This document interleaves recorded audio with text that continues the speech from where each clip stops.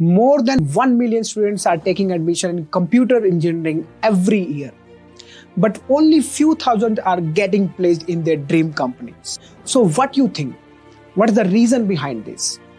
Actually, this is all about consistency and step-by-step guided preparation. I'm happy to announce you that Ineuron is coming up with DSA foundation course specially curated for product-based companies. So if you are targeting for Mang companies or any other product-based companies, please join this free course. For more detail, check out the description.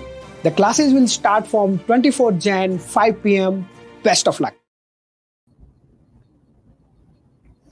Hello everyone, welcome back to the DSA Foundation course, specially curated for product-based companies. My name is Puneet Kansal, I am the instructor for this course, and this is our 7th lecture in this series actually. So if you are new here, let me tell you, this lecture is the part of DSA Foundation series, and we have total 18 lectures in this series.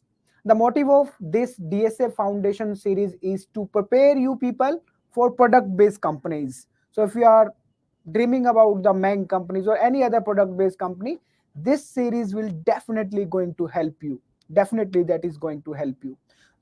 And again, I'm repeating the same thing that, okay, this series, in this series, in every lecture, I'm starting from very basic and going to till very advanced. Means I'm starting from basics of that topic, and we are solving the problem from product-based companies. So what's the benefit? The benefit is that if you are a beginner, you can take this series, you can take the benefit from this series. And if you are advanced learner, you will again get benefited because we are solving product-based company problems. And if you are already working somewhere, maybe in some service-based company, and if you are thinking to switch to the product-based company, then still this series will help you. So, okay, let's start with today's session. So today we will discuss about the bitwise operators, which is one of the most important topic in DSA. We are covering all the most important topic of the DSA in this series. Okay. So before continuing this session, please let me know in the chat box if I'm audible or not. Hi Vikalp. Hi Loknath. Good evening. Nice to see you people back here. Hello Mandeep. Fine. Okay. So please confirm me if I'm properly audible or not so that we can continue. Please confirm me. Meanwhile, let me again share that, okay, again share the schedule of this session. Am I audible? Please confirm. Hello Ankur, am I audible? Please confirm. Am I properly audible and screen is properly visible? Maybe otherwise what will happen, I will keep talking and nobody will be listening actually. So in one of my live lecture, this happens one time. I was talking for half an hour. Nobody was listening to me. And nobody was telling to me. I don't want to repeat that thing. Please confirm me if I'm properly audible or not. Anyone, please confirm. And meanwhile, okay, let me tell you, we have already covered these 6 topics. So if you have not taken these topics, then you can check out the recorded sessions on YouTube, or you can register in this course. This course is free of cost, and you can register it. And if you will register it, then you will also get certificate if you are completing all the videos. Okay, fine. So today this is our 7th lecture, bitwise operator. We will discuss tomorrow. We will discuss recursion, then searching technique, sorting, linked list, hashing stack, queue, tree, graph, graded, dynamic, all the important topics of DSA you can see we are covering. Okay, so I'm trying to build your base, DSA base here for the product based company with the help of this series actually. Okay, thanks Vivek, thanks Ankur for replying. Fine. So let's start with this session with bitwise operators. Before moving on, okay, if anybody can tell me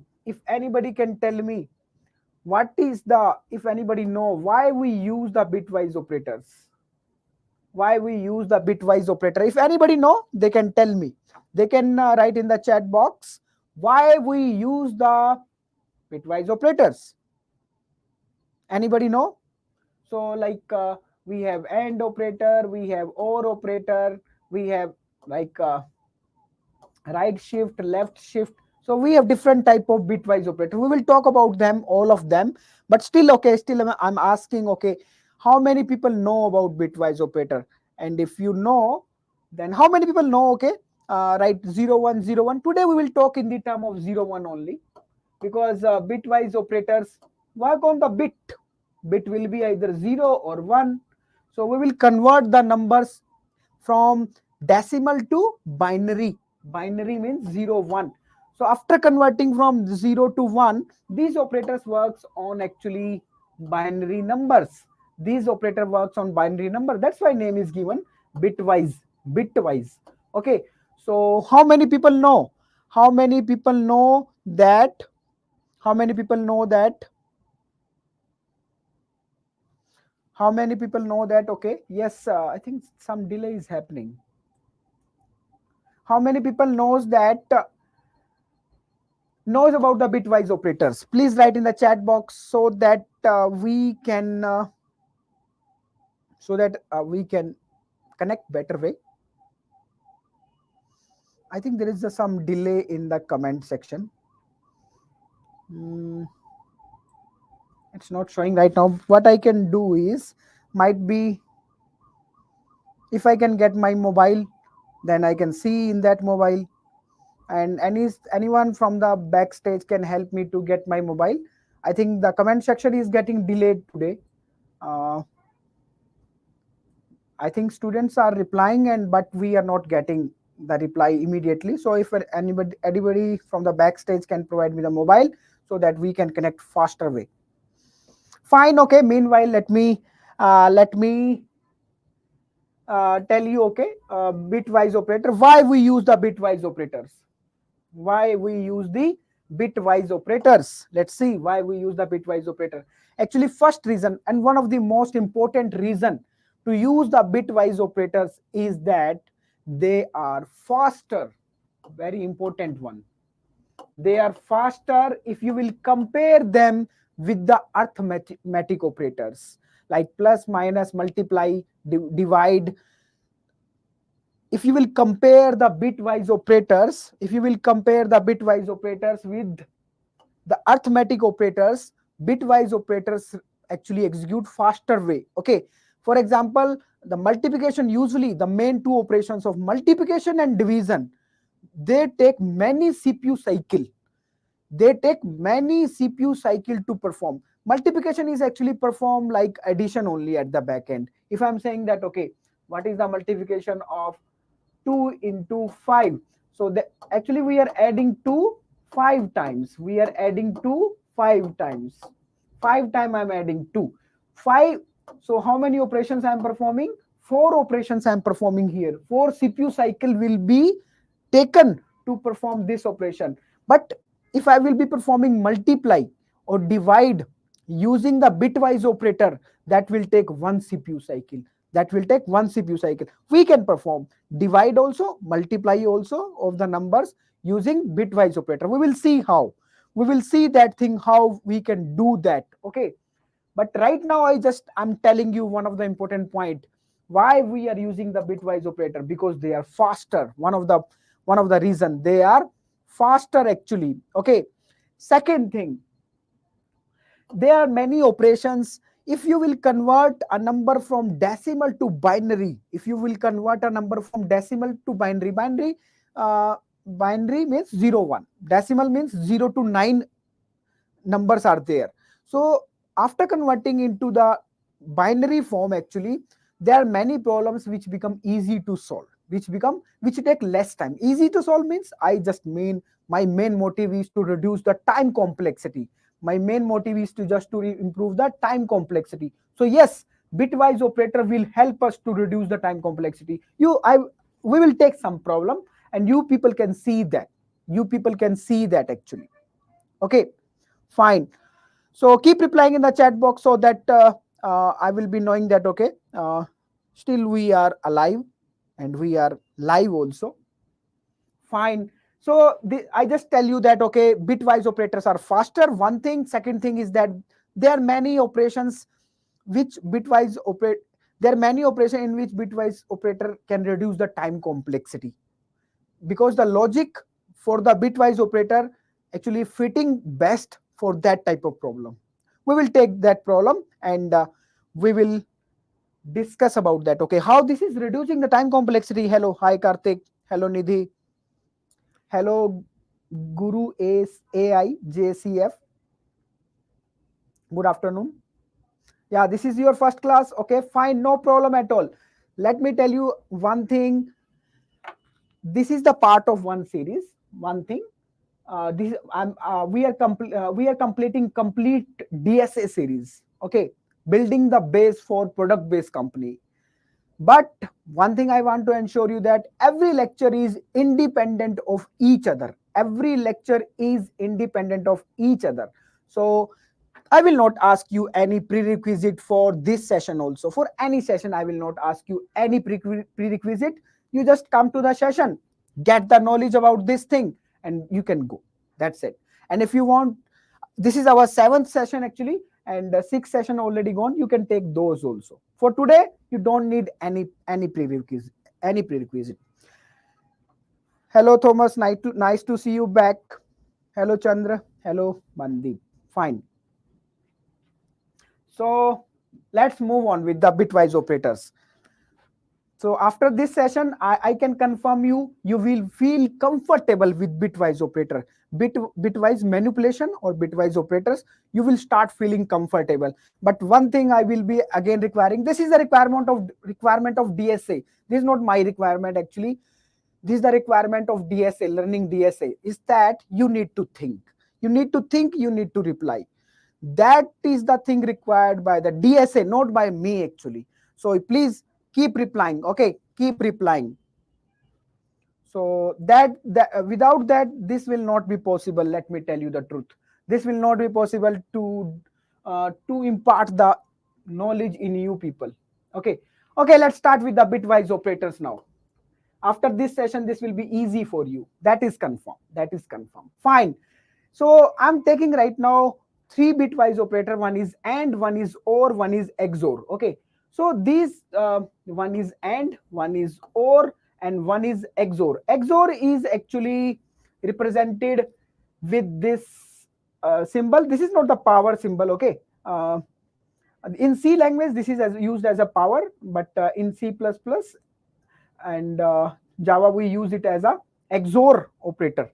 So this is OR and this is AND. How these operator behave? How this AND operator behave? Just like it's behave like a AND gate. If you know about the AND gate, if you don't know, it's okay. You can see here. If you are giving 0 0 as an input, you will get 0. 1 0 as an input, you will get 0. 0 1 as an input, you get 0. If both will be 1, both will be 1. If you are performing AND between them, then only you will get 1. So if any of them is 0, AND operation will make it 0. If any of them, either both are 0 or any of them is 0, then AND operator will make it 0. AND operator will make it 0. So to make it 1, simple. Both input should be 1, then that will be 1. Both conditions should be true, then that is true. It's like that. So this is how AND operator works. OR operator, I'm telling you about this operator, you need to then reply. You need to think and reply. There will be actual learning actually. Right now, I'm just providing some information. You need to apply that then. You need to apply. That is required. So, okay, OR operator. How OR operator work? Very easy actually. If any of them is 1, this is 1, then output is 1. Any of them, any input. We are providing 2 input. If any input is 1, so here this input is 1.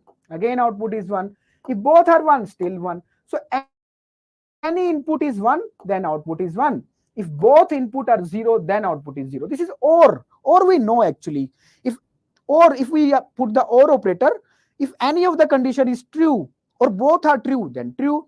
If both are false, then only false. Then only false. Otherwise, if any one is true, then that is true. That is one. This is how OR operator works. That's it.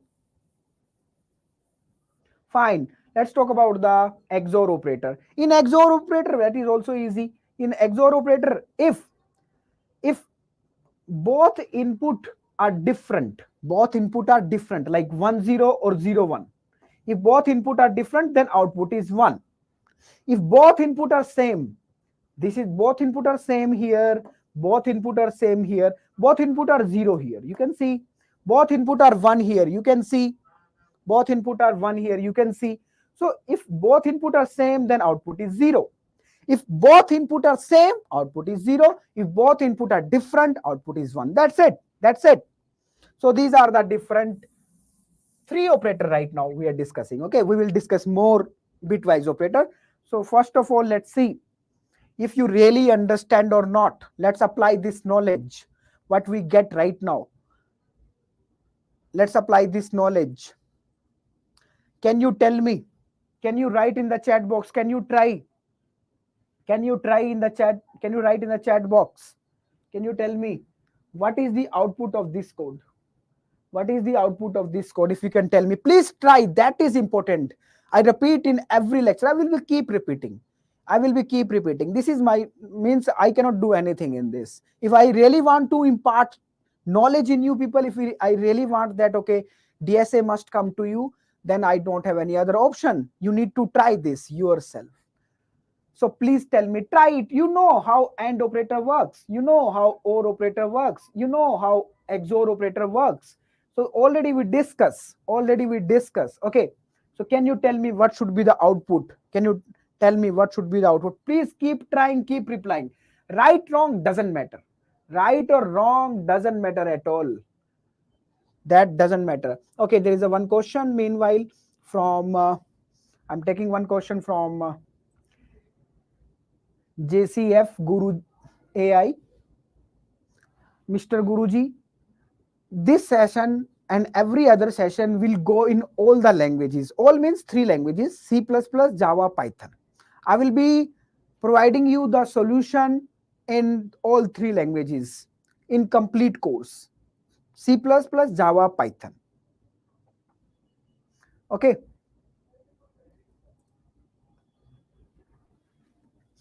Fine. People are replying. Okay, Vikalp is saying, Bharat is saying, Karthik, these are nice to see you people. Actually, in every session you are coming, you people are coming. You people are making the session very interesting actually, because now I know you people know all the stuff already and we are connected better way. Fine, and that is required actually for DSA. Consistency, that is required. Fine, okay.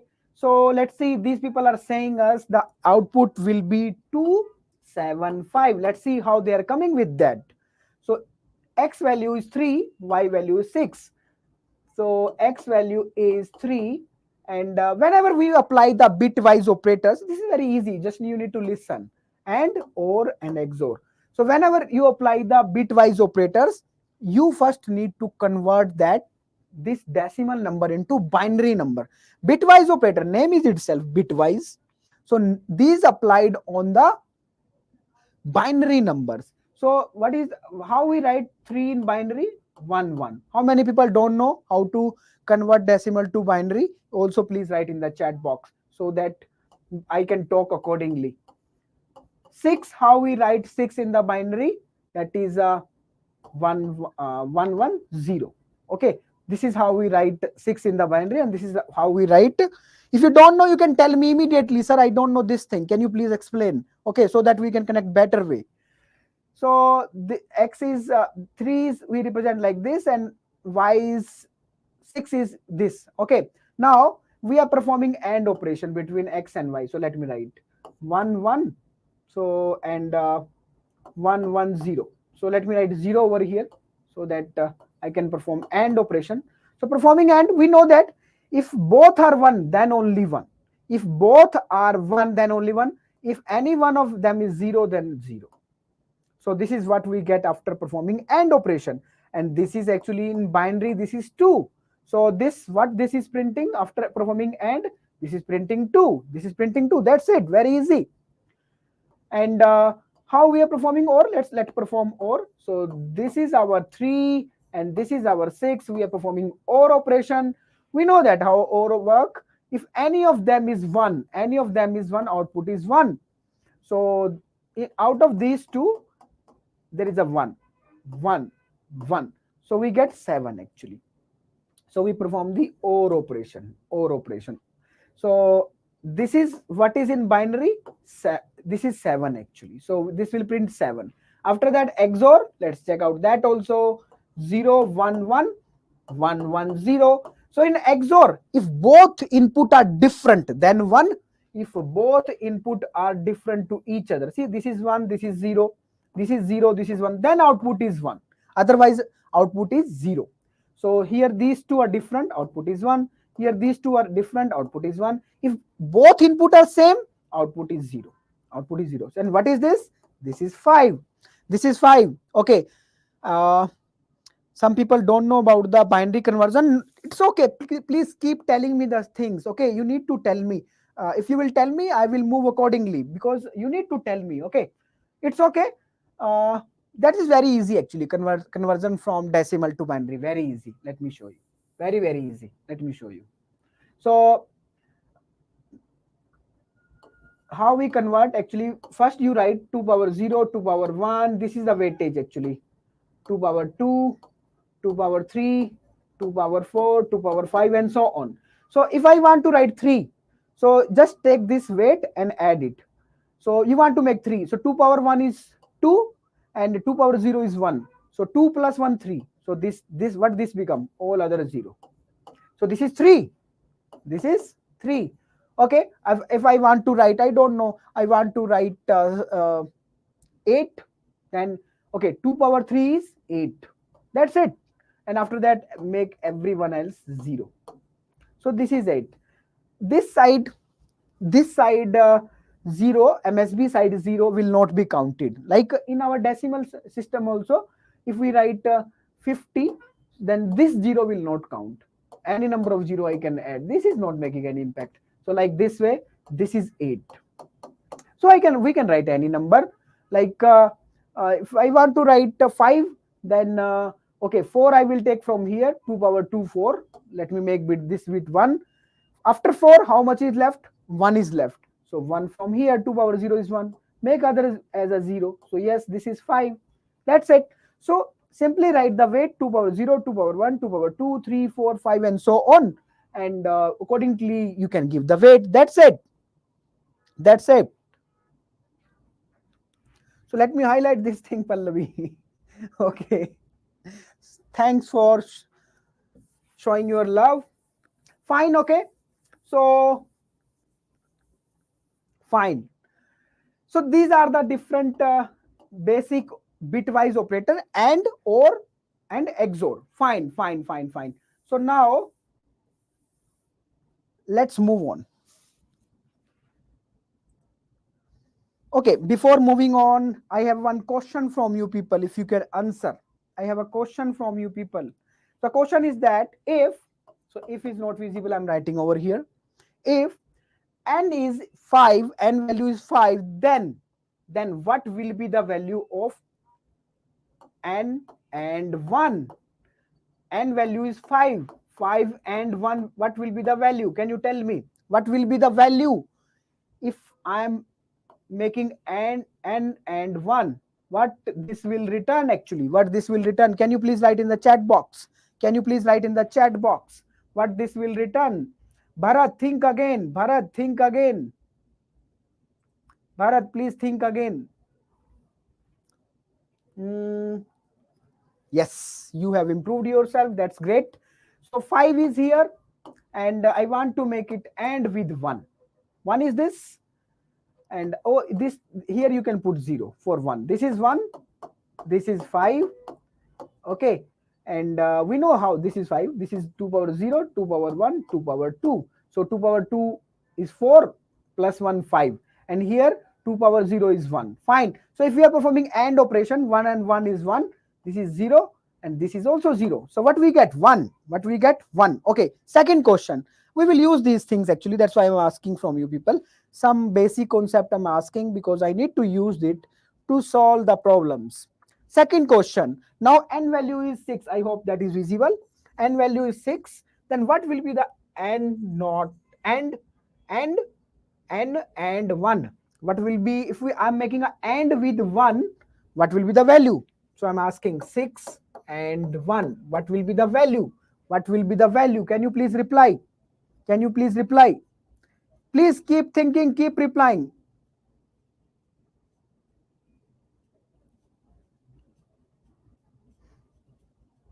Please keep thinking, keep replying.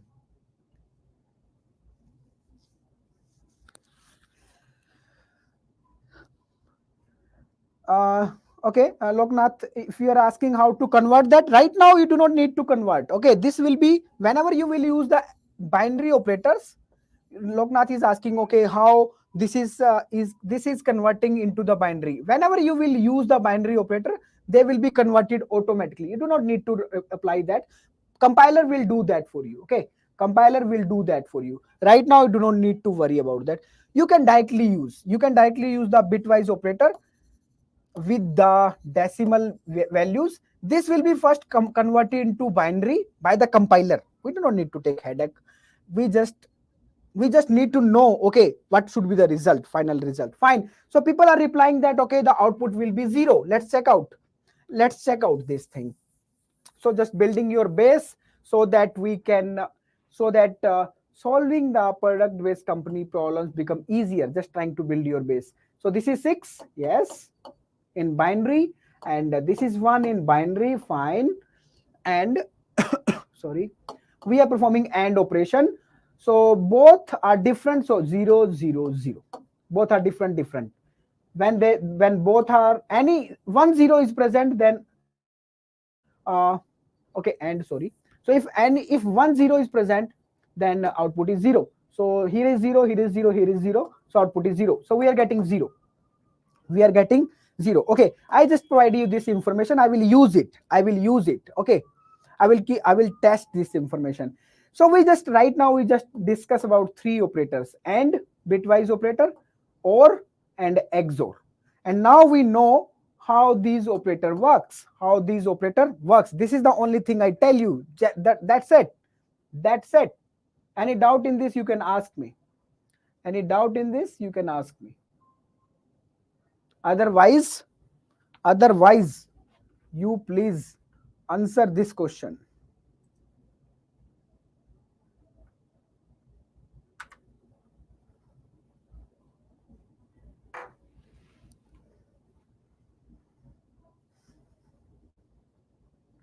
Loknath, you can check out that thing, okay, how to convert binary to decimal, decimal to binary. You can check out that is on Google actually. Okay, that is the part of digital logic. Right now for this session, you do not require. Right now, how to convert, I will already tell you, okay, how to convert decimal to binary. So just this is the only thing you require for this session. Like if you want to write like a 10, then how you will write? Just simply take the weight of, this is giving 8 weight, so write 1 over here, and 2 more is needed, so 2 we can take from here, otherwise that's it, put 0. So this is 10 now in binary. Is a 10 now in binary. So what you need to do, let me tell you, okay, if you want to convert this like into decimal, then simply multiply like 0. If you want to convert binary, you are asking how to convert binary into decimal, so simply take 0 into this weight. So this is okay, do not need to worry, still okay. 1 into 2 power 1 plus 0 into 2 power 0 2, 1 into plus 1 into 2 power 3. So this is the way actually how we convert. So if you will now see that, okay, from here we are getting 8, here we are getting 0, and here we are getting 2, and here we are getting 0. So total is how much? 10. So we convert it. That's it. This is how we convert binary to decimal. Okay, do not need to worry right now. Okay, don't worry about this stuff. Just you need to know this thing, that according to weights, you just you need to know just one thing, that okay, according to weights, how to write a number. So you can write easily. You just look at the weights. You just look at the weights, and you can write the number. You tell me, okay, which number you want to write. You can write. You tell me any number. I will write that. I will write that. If you want, me, like if I want to write, okay, 15. How I will write 15? So for 15, I can take a 2 power 3 is the 8. Okay, 8 plus 4 is 12. This is 4. 2 power 2 4. 12. 12 plus 2 is 14, and 14 plus 1 is 15. So this is 15 in binary. That's it. This is how you can write the any number. This is the only thing you need to know. This is the only thing. Okay, right now. Fine. Okay, so what is the output over here? What is the output? So Bharat is saying that, and Karthik is also saying this same thing, and Bharat is saying, Karthik is saying, I'm not telling the value of n right now. I'm just asking what is the function of given code. I'm just asking what is the function of given code.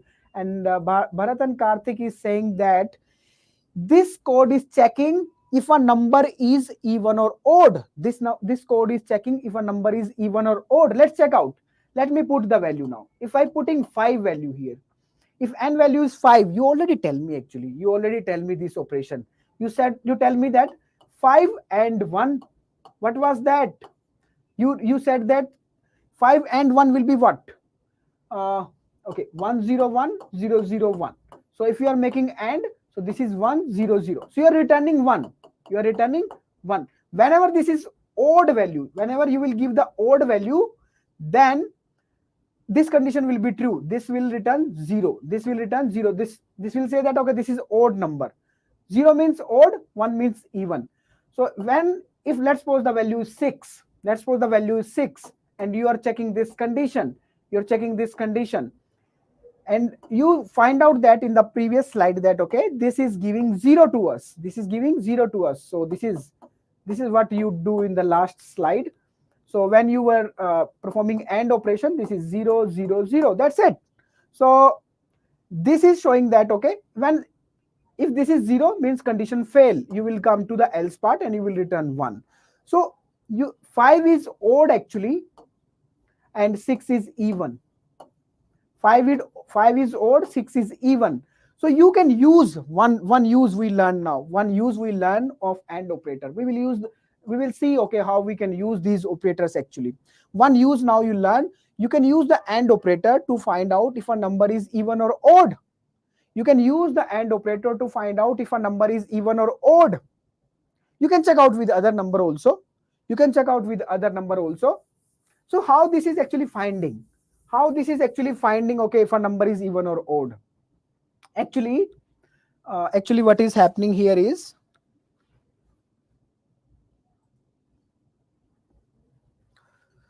okay, let me show my slide. I think I need to go back from here.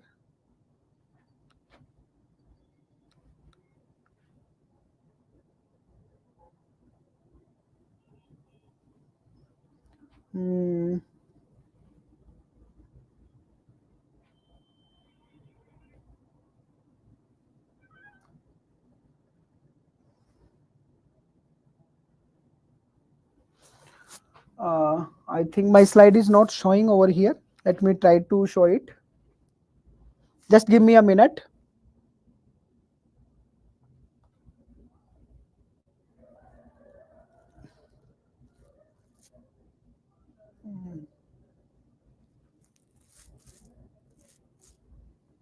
Okay, let me don't save it, and I come back here and let me present it once again. Just give me a minute. Let me present this once again.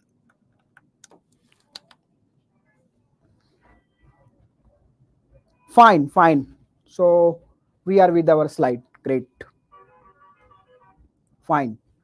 So let me take my pen back. Fine. Okay. So okay, let's think about the logic. That is important. Think about the logic. Okay. Think about the logic. How this is finding a number is even or odd. So whenever I'm making a statement actually here, whenever you will make the AND operation with any number, with any n, if you are making AND with 1, you are making AND with 1 actually, then this will return the LSB.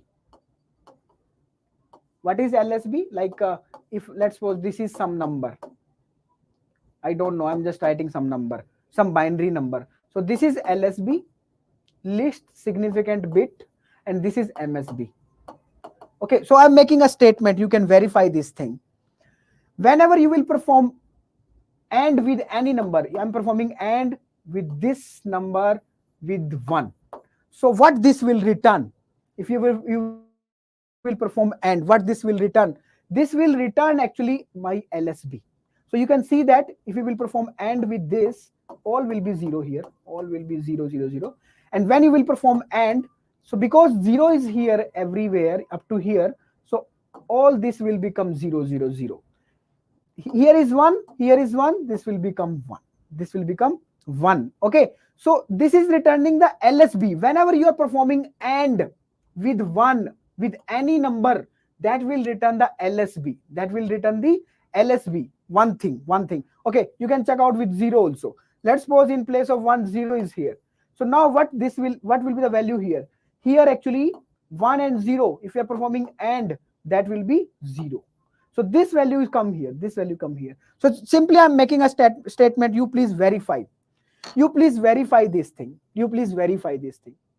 If you are performing AND operation with any number you take, performing AND with 1, then that will return the LSB, least significant bit. This bit will be returned in the answer. Here, that bit will be there.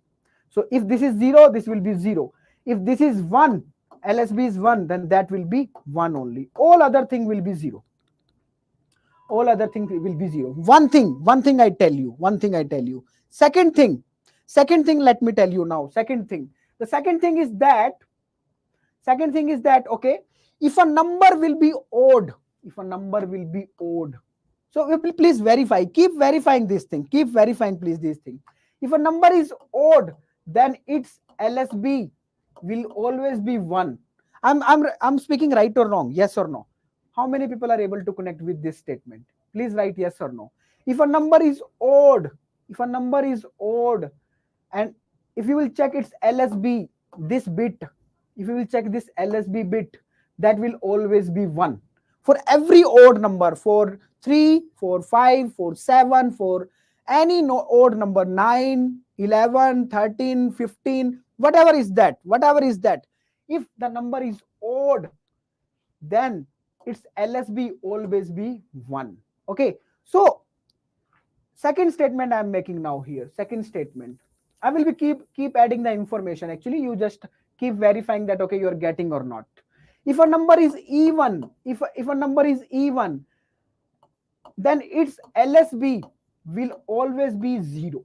Is this statement right or wrong? Please verify me. Please verify me this second statement also. You can take the example. And you can verify this thing.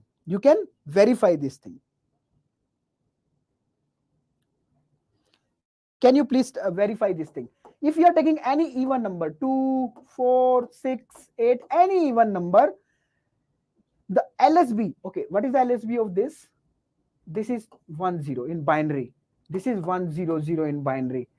How we write 6 in binary? 1, 1, 0. How we write 8 in binary? 1, 0, 0, 0. So you can see LSB, least significant bit, will always be 0. Okay, so two statement I make. Last statement, one more I want to make. One last statement also I want to make. Two statements I make. After this, I want to make one last statement. Now, if a number is, I can say that, okay, if a number is odd and you are making it end with 1. So what this is returning actually? If a number is odd, okay, let me write over here. If a number is odd and you are making it end with 1, what this will return? This will return the LSB. this will return the LSB. What is the LSB of the odd? 1. All other this thing will be 0. So 1, this will return 1. Second thing, if a number is even, and you are making it end with 1, then this will return again LSB. This will return again LSB. If you are making end with 1, that will return LSB. So LSB of even is 0. LSB of even is 0. So here we will get 0. All these can be 0. So here we will get the 0. So with the help of ending with 1, we can find out a number is even or odd. How we can find out? So if we are getting 1, I can say that, okay, the number is odd. If I'm getting 0, I can say that after performing this operation, if I'm getting 0, I can say that number is even. So this is what we are using over here. This is what we are using over here. Okay. Thanks, Vishal, for your comments. Thanks, Rishu. Fine, okay. Fine. You people, please tell me. Okay, this for this. Any doubt coming, you can ask me. Any doubt coming to your mind, please keep asking that. Otherwise, okay, the output for this code, you already tell me that this is finding a number is even or odd. I'm repeating once again, otherwise, if I'm providing a number, if I'm making that number end with 1, so if this is returning 1, then that means the number is odd. And if this is returning 0, that number is even. That number is even. That number is odd. Okay. And actually, I can make one more statement. Whenever I am performing AND with 1, actually this is returning me the LSB, least significant bit. And I know that LSB of odd number will always be 1. And LSB of even number will always be 0. LSB of even number will always be 0. So whenever I will get, this is returning me LSB. And we know that LSB of odd number will be 1. LSB of even number will be 0. So whenever we will get 0, I can say that is an even number. N is an even number. When I get 1, I will say that that is a odd number. That is a odd number. Fine, thanks. Okay, fine. I hope that is clear to you people. And now, can you tell me, if you understand this thing, let's move to little bit more tougher part now.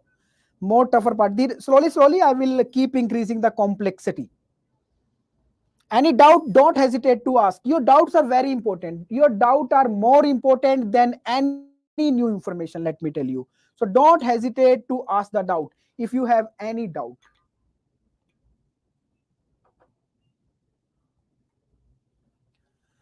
So can you please tell me what this function is doing? Check out.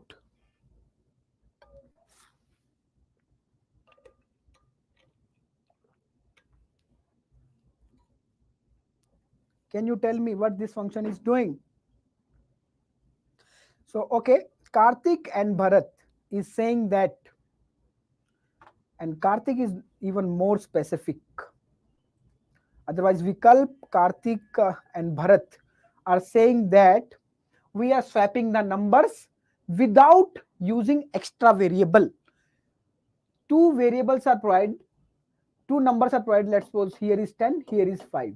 The value of x is 10, the value of y is 5. So what we are doing? They are saying we are swapping the numbers. You are swapping the numbers by using bitwise operator. Which bitwise operator? XOR operator. Yes, you people are right. Actually, without using any extra variable, we are simply swapping the numbers. We are swapping the numbers. Okay, let's see how we are swapping the number. Let's see how they are saying that, okay, we are swapping the number. Let's take an example. So 10 is here, x value is 10, let's suppose, y value is 5.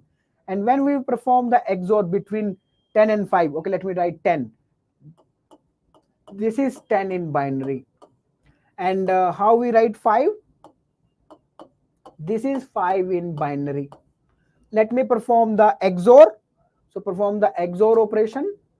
So XOR operation says that when two things are different, then output is 1, then output is 1, then output is 1, then output is 1, 1 0 0 1, 1 0 0 1. So we get this thing after performing this operation. So X value is this right now, X value is this right now. Now let's perform this operation. Now X value is this, and we are performing XOR with Y value. So what is our Y value? Y value is this, and X is updated now. So Y value is this. Y value we already have, that is 5. So let me put 5 over here. And this is again performing XOR between X and Y. So let's perform it, let's see it, let's execute it, and let's see what is happening with after executing these three operations. So 1 1, if same value is there, output is 0. If different value is there, output is 1. Same value, output is 0. Different value, output is 1. Okay. So now this is the value of Y. This is the updated value of Y. Okay. And you can see that this is 10 actually. This is 10 actually. Let's execute last statement also. Now we are taking X and Y. So X value is this right now, and Y value is this right now. So let me write over here. X value is this, and Y value is this, 1 0 1 0.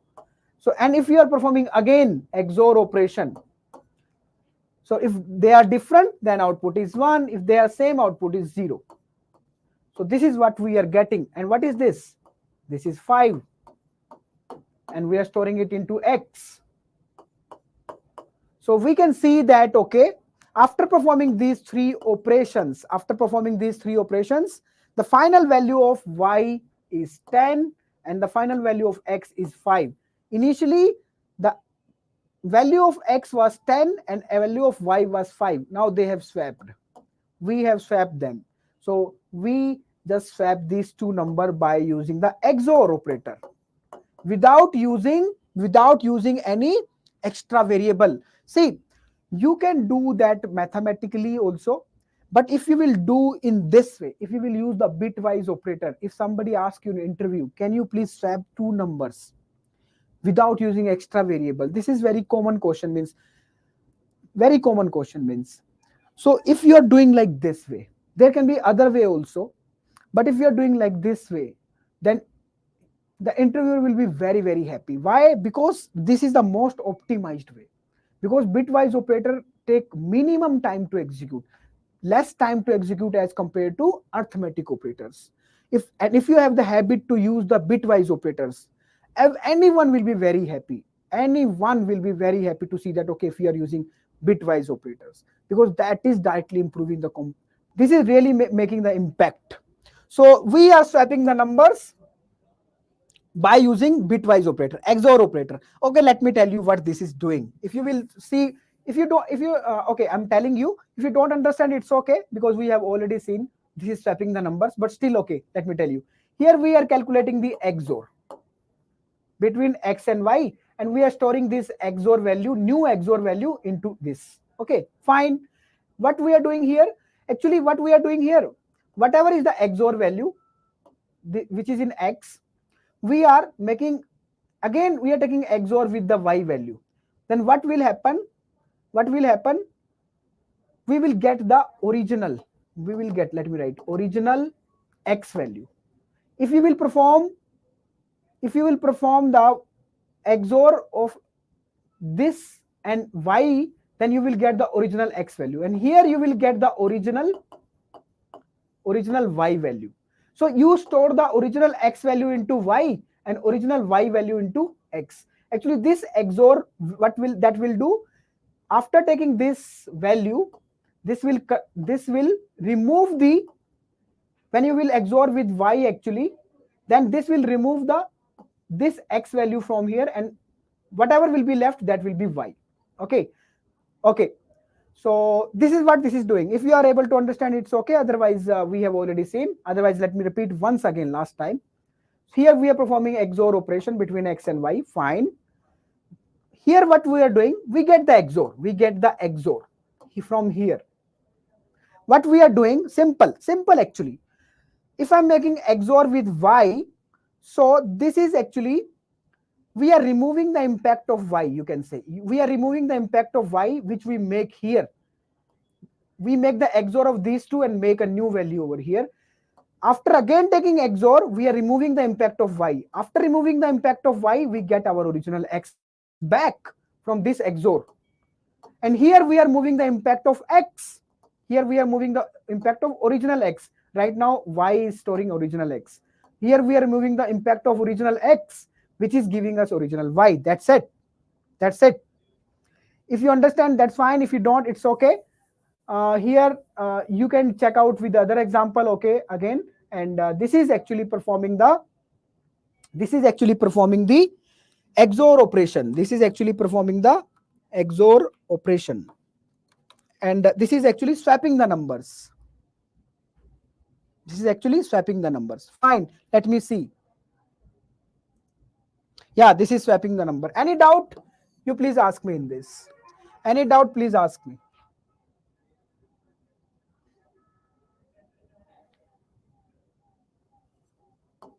Fine.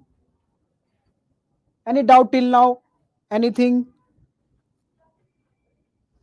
Yeah, you can perform. Yes, Karthik, you can perform. What I'm telling you is that you can perform swapping of two numbers with arithmetic operators also. Yes, you can perform. But if the company need to hire one person, if two people are coming, one is giving the solution by using arithmetic operator, one is giving the solution by using bitwise operator, then the person who is giving the solution by bitwise operator, that will be get selected. That will be get selected. This is what I'm telling. That's it.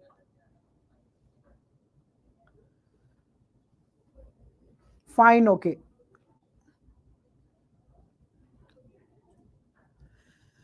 Now let's solve the problem. Okay, this problem is, we are ready to solve the problem actually. This is asked in the Zoho company. Okay, let's try to solve this problem now. We are ready to solve this problem. We know our AND operator. We know our OR operator. We know our XOR operator. Okay, we might use these operators now. And let's try to solve this problem. Before that, you people please check out the problem statement and tell me what is the output for first input, second input, and third input. Please write in the chat box. Please try and write in the chat box. Please tell me what is the output for example 1, example 2, and example 3. Everybody, please try and please reply. That is important.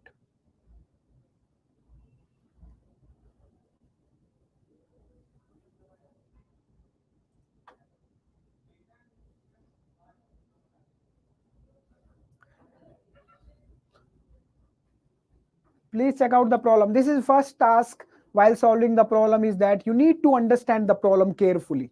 You need to understand, okay, what is the, if you are not able to, that is also one big task. Okay, if you can understand the problem properly or not.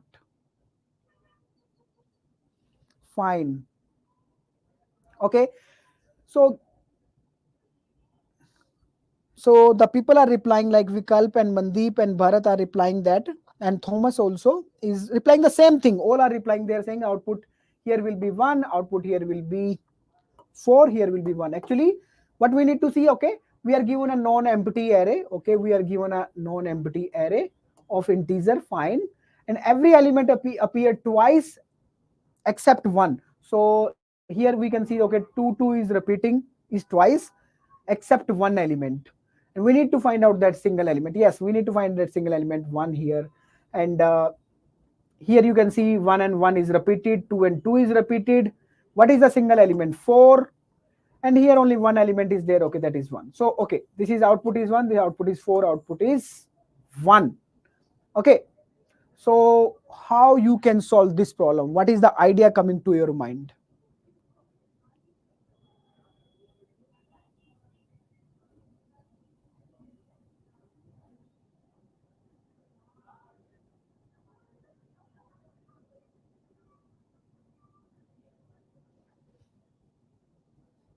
Please think over it and reply. Please think over it and reply. Think over it and reply, everybody.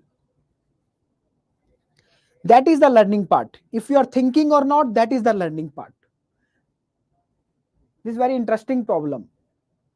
If you are finding it first time, you can learn many things from here. If you're finding it first time.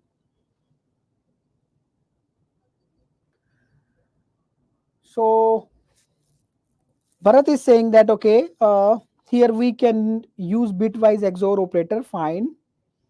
And Vikalp is saying that, okay, again XOR operator. Mandeep is saying that, okay, n plus plus less than 1.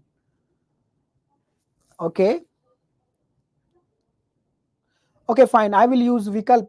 Don't worry, I will come to your solution. And that is one of the optimal solution. Yes, you are right. That is the optimal solution. But okay, let's go step by step. Fine, okay. So one first idea one I want to share, that is just you need to share like that. You can share like that. Okay, I'm just want to say that it's okay. Whatever idea is coming to your mind, just share that. Just share that idea. Okay, just a layman person I'm thinking right now. Okay, and if first time I'm encountering this problem, then what can come to my mind is that, okay, I want to solve this problem. That's it. I want to solve this problem. I want to find out a number which is unique, which is single, and all other are double actually. All other are actually in the pair. All other elements are in the pair. Then how I can find out? What I can do is I can fix this number. I can say that, okay, let me fix this number and let me find if that number is present anywhere else or not. If that is present, then I will jump to next one. If that is not present, then it's okay. We find the number. If that is not present, again in the array. Otherwise, if that is present, let's suppose, okay, let's suppose 4 is also present. Okay, 5 is also here in this array. So for 1, we will search then complete array. We will search 1. 1 is already present. So we will say that, okay, 1 is not the single number. So then we will start with 2. We will search 2. Then we can start with next one, maybe. Okay, we have already done with this actually. So maybe we can search one by one. We can search one by one. We can search it. Or okay, this is one idea we can make. Okay, this is one idea we can make. We can use. But this will take how much time? Every time you are taking one number and searching it all over all other places, fixing one number, searching it all other places, fixing another number or searching it all other places. Maybe all other places you are searching. Okay, fixing one number, searching all other places. So this will take how much time? N square. How much time this logic will take? N square time. So this is one logic. This is one logic, one idea how we can solve this problem. Just fix one number, take one number and search it all around the array. Fix another number, search it all around the array. Fix another number, search it all around the array. So yes, this logic will work fine. This logic will work fine, but this will take how much time? For one element, you're comparing to n minus 1 element. So how much time this will take? For n element, that will be n into n, that will be n square. That will be n square. So this is one logic. This is the one idea. One another idea is given by the Karthik. I'm coming to another idea. This is the one idea. Okay, one idea, one technique how we can solve this problem. But the complexity is reaching to n square. Let's see if we can improve it. Let's see if we can improve it. Okay. Second idea is given by the Karthik. Karthik is saying that, okay, if you people know about the hash map or map in C++, then we can use that data structure also. Okay, in that data structure, we can store the elements. We can store these elements, and if the element will be repeated, we can count, okay, how many times each element is coming. We can count how many times each element is coming. While storing the element in a hash map, this is our hash map. When we are storing, okay, we are finding, okay, how many times this is come? One time. This is still one time. How much time this? Two. Till now one time. How much time this one? This is 2 times. How much time this 2? 2 times. So we can see, okay, this is the element which is come one time. I can say, okay, 4 is the right answer. So this is what we are using, a map data structure. Right now we have not discussed that data structure, so you do not need to worry about that. Okay, so the people who know that, okay, they can apply the hash map also. They can apply the hash map. And how much time this will take? Karthik, you are telling about the hash map. Can you tell me how much time this will take? How much time this technique will take? So you are telling about the hash map, so you please tell me how much time this will take. Yes, Karthik. Time complexity, that will be n. Yes, because you are inserting every element. You are inserting every element in the hash map, in the map, in the data structure. Okay, you are inserting. Okay, so that will take n time. That will take n time. And how much space? That will take n time and n space also, because your map will also be of n by 2 size at least. That will be of n by 2 size. So the space complexity, yes, Karthik, you are right.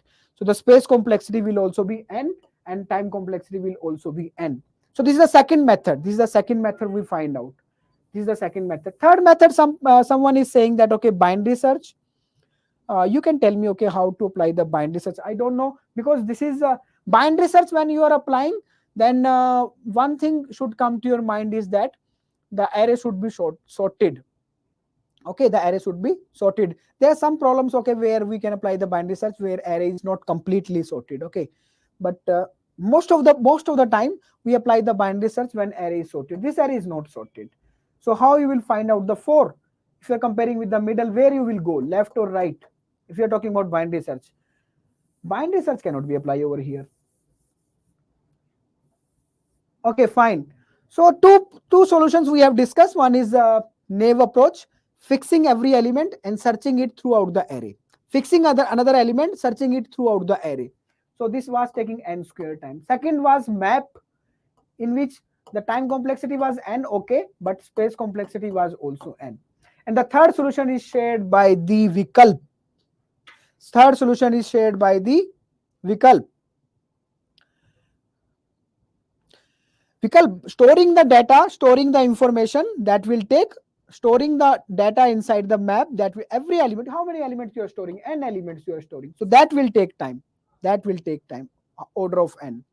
Fine, okay. So third idea that was given by the Vikalp.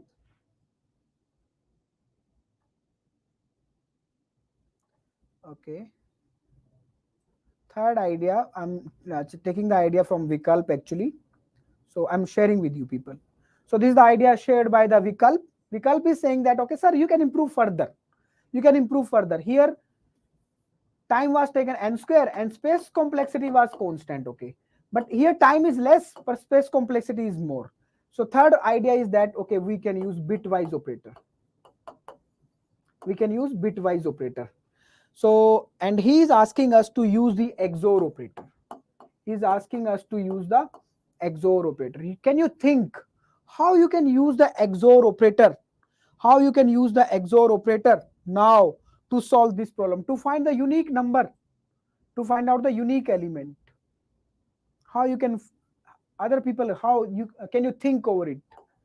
That thinking is the learning actually. That thinking, finding the solution is not that important. What is important, if you are thinking or not, that is important. That is the learning part. Okay, whenever you will take the problem from lead code or code forces, the moment you are thinking, there the learning is going on. If you are directly jumping to the solution, that will not improve you. That you will not get improved in DSA then. If you are directly jumping to the solution, if you're thinking about the problem, giving some time, I'm not saying that give all day to that. Don't get mad over the problem. Don't give whole day. Give, okay, 10 to 15 minutes. Give 10 to 15 minutes to think over it. Okay, what can be the logic? After that, you can take the hint. Again, start thinking after taking the hint. This is building your logical thinking actually. Fine, okay. So the solution given by Karthik and Bharat, they are saying that, okay, let's see the third one. Third solution we are moving on. Actually, third solution will take, why they are referring the third solution, the reason is that actually that will take constant space. The space taken will be constant actually. Okay, before moving over the third solution, you please answer me some questions. Can you tell me A XOR A? There is a number A. If you are performing XOR with the same number, what will be the output? Keep replying in the chat box, please. Keep thinking, keep replying. That is important. What will be the XOR of, if you are doing XOR with the same number? Keep thinking, keep replying. That is required.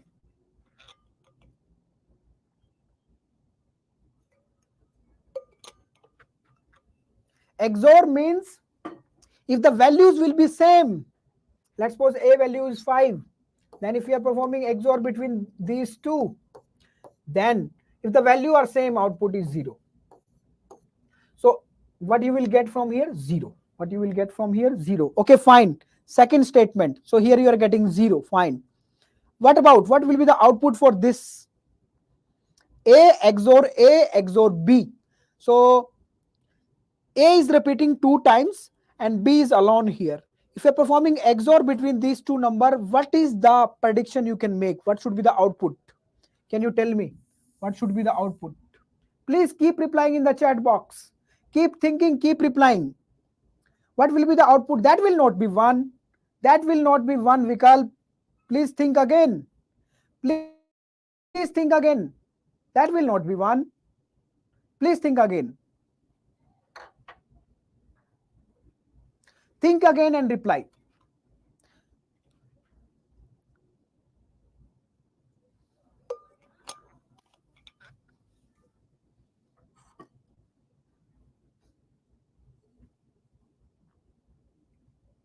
Okay, the people are replying B now. The people are replying B now. So yes, B is the right answer. Why this is happening? Why this is happening? Let me take one example and let's see first. A value is, let's suppose, anything I am taking 110, let's suppose. Again, I am taking 110, we are taking XOR. And when we are taking XOR, then output is 0. Because both value are same, both are same. Till now we get 0, 0, 0. Now B value, anything I'm taking, I don't know. Let's take 2, 0, 1, 2. And when we are performing XOR now, whatever we get from here, we get this thing. And when we are performing XOR with B, then we are getting the same number. B only, but we are getting B. What we are getting? B. So whoever will be different, whoever will be different, that value we will get. Because from here we are confirmed we will get 0. And when you will perform 0 XOR with any number, then you will get the same number actually. You will get the same number, B.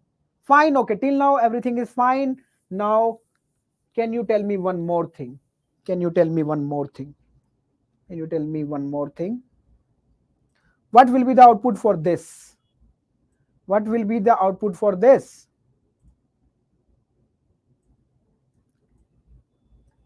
What will be the output for this?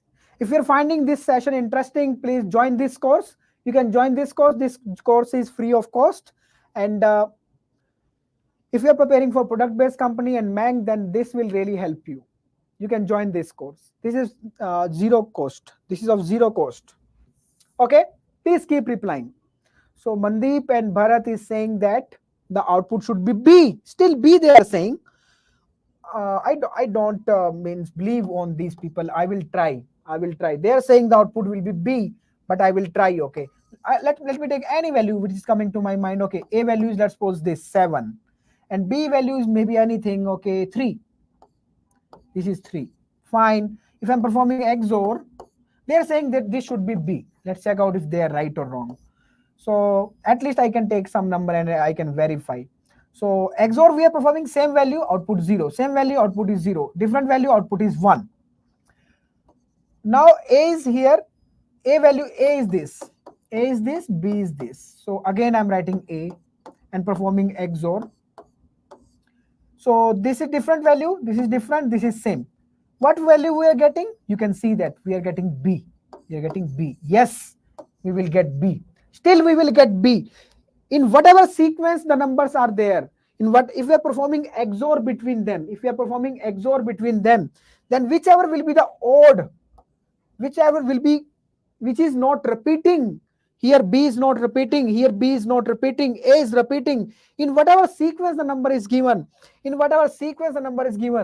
number which is odd, which is single, if we perform XOR between all of them,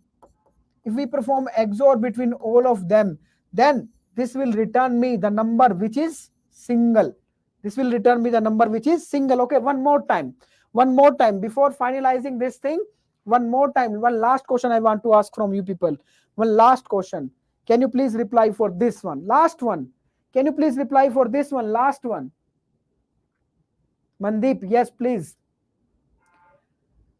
The only way to learn the DSA is you need to think and you need to reply. That is the only way. There is no other way.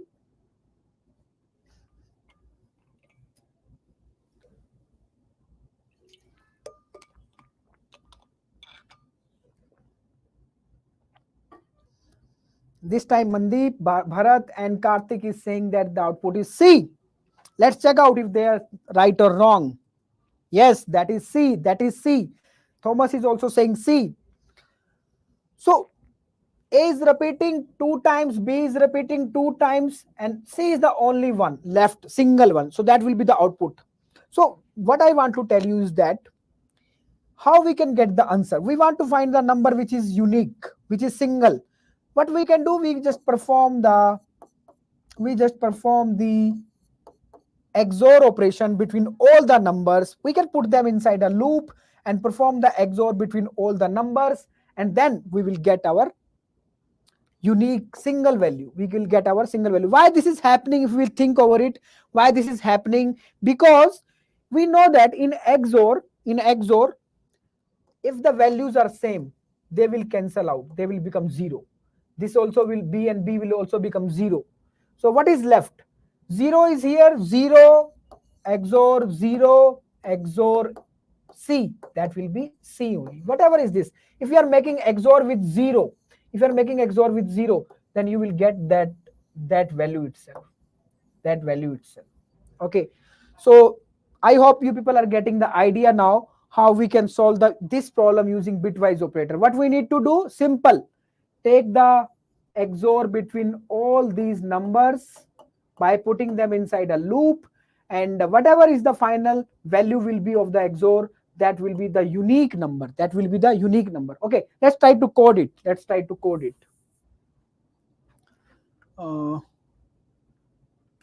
So let me code first. Okay, let me code over here. So okay, what I can take? Okay, we can take a variable, maybe result. Okay, this is my array. I'm taking the first value of this, zeroth value. Zeroth value XOR is, if the only one value is there, that is itself the actually output. Okay. Now what we can do, we can make a loop over here, starting from 1, 0, 1 already calculated. I want to take the XOR. I just want to take XOR with every number. That's it. Up to the n minus 1. Okay. That's it. And now what I'm doing, I'm just taking the XOR. XOR symbol is this. XOR operator is this. XOR, I'm taking XOR with what? In the array. In the array name is nums. Okay. And from every element, just with the help of a loop, I'm taking the XOR with every element. And after taking XOR with every element, you people know that what will be the value in this variable result. That will be 4 in this case. That will be 1 in this case. Okay, so we can return. That's it. After coming out of this loop, return the result. That's it. How much time this is taking? This loop is executing order of n time. How much space this is taking? Constant. So time is taking order of n, space is taking order of 1. So this is one of the best solution, optimal solution to solve this problem actually. Okay, let's try to code it. So this will not take that much time. Let me erase this. And let me code it for you people in different languages. Let me show you, so that if you are in C or C++ or Java, C++, Java and Python, you can connect it easily. So okay, this is the same problem. I took this problem actually from here, from the lead code, single value number. Okay, and you can check out this thing. What we have done, okay, let me finish this thing. So what we have done is, we are just taking a result variable and storing the starting value in that. and after that, okay, just going through a loop starting from I equal to 1 to n minus 1. I is less than n is the size of the array. Okay, we need to calculate the size of the array over here. They don't provide the size of the array, so let's find out the array size. So int n equal to nums dot size. So there is a function of size. We can use that to find the size of the array. So we find the size of the array now, and now we can move on. That's it. So after, let's perform the XOR. Perform the XOR between all the numbers in the nums array. That's it. And after coming out of this loop, now I can return the result. That's it. Return result. Yeah. So this is what we have discussed, and that's it. So if we submit it, and let's see. Yeah, it's working fine. It's working fine. So any doubt in this, you can ask me. Any doubt till now, please ask me. Any doubt in this problem, please ask. So till now we cover AND operator, OR operator, and XOR. If you want to see the Java solution for this is the Java solution. For the same problem, if you want to see the Python one, here is the Python one. Same logic. Same logic. Any doubt, you can ask me.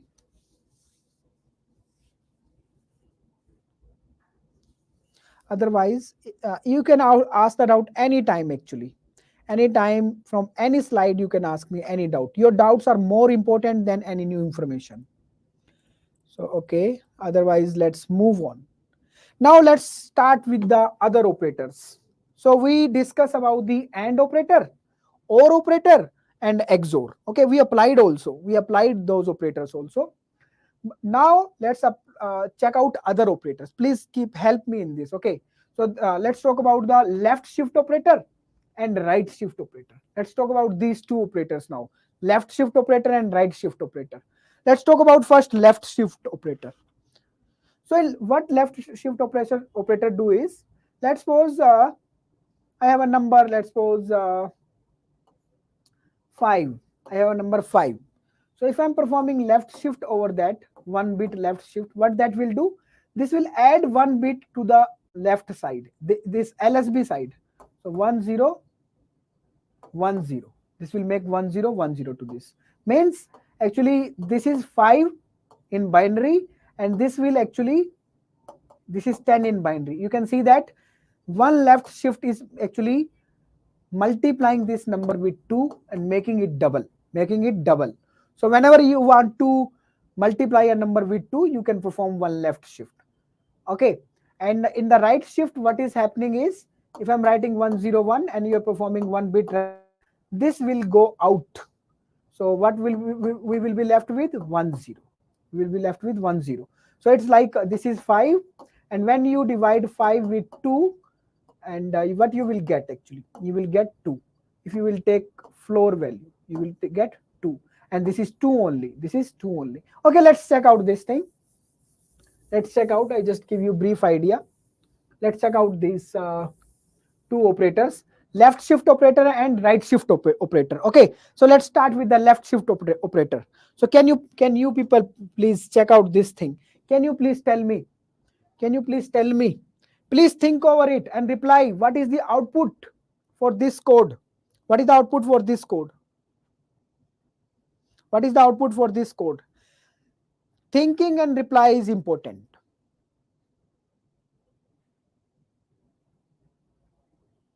If you really want to learn the DSA, no other way. You need to think. And that is the beauty of DSA also. Once we think about the problem, that's it. We do not need to cram the things. We do not need to cram anything. Can you tell me what will be the output here? So if you, this is printing something. Okay, C out is printing if you are not C++ programmer. So this is printing whatever value we will get from here, whatever value we will get from here, or whatever value we will get from here. So 3 value we are printing. So if anybody know, I don't tell you right now, I don't tell you what is happening over here, but still I'm asking, okay, let me see if how many people already know. Let me see how many people already know. Can you please try and reply? So I just tell you one thing only till now. Whatever value is there, if we are performing left shift over that one bit, here we are performing one bit left shift. So x value is 3. How we write 3 in binary? 1 1. So if we are performing one left shift, then 1 0 will be added to the LSB side. So this will become 1 1 0. Okay, and what is this actually? You can see that this is 2 power 0, 2 power 1, 2 power 2. So 4 plus 2, 6. This is 6 in binary. Okay, so from here we are getting 6. Here we are shifting 2 bits to the left side. So let me put 2 bits to the left side. 2 bits. So x value is 3, fine. And if I'm shifting 2 bits, so shifting 2 bits means adding 2 0 over here. So 1 1 0 0. We are adding 2 0. And what is this value in binary? You can just check out the weights. 2 power 0, 2 power 1, 2 power 2, 2 power 3. So what is the weight over here? 8. And what is the weight over here? 4. 8 plus 4, 12. So this is actually 12. So this will return 12 actually. Okay. And now y value is 4. So you are shifting 4 bits. We are shifting 4 bits. You are shifting 4 bits actually. Y value is 4. So 4 bits you will add actually. 1, 1, 1, 2, 3, 4. And what this value is? 2 power 0, 2 power 1, 2 power 2, 2 power 3, 2 power 4, 2 power 5. And 2 power 5 is how much? 32. 32 plus 16. 32 plus 16. 48. But we will get over here 48. What we will get over here? 48. Fine. Okay, fine. One more question I want to ask. Okay, you must be knowing what this operator is doing now.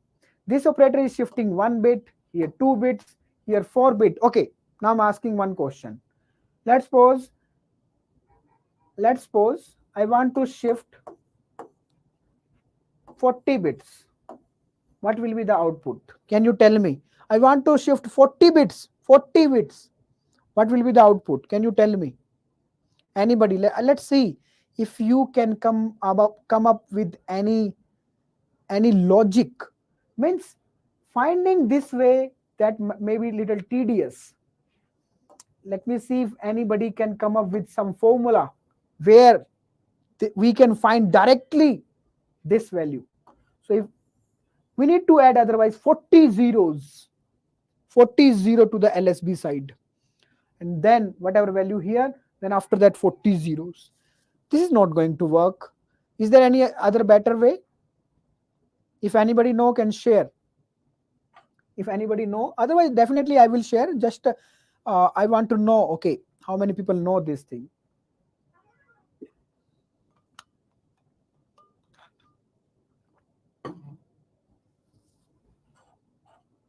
Okay, fine. Let me try at my end. You people keep helping me, okay?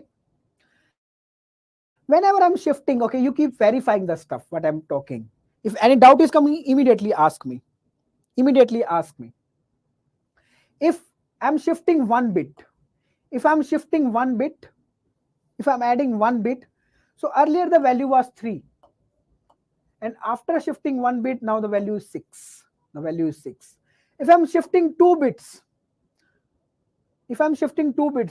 earlier the value was 3. Earlier the value was 3, now the value is 12. Okay.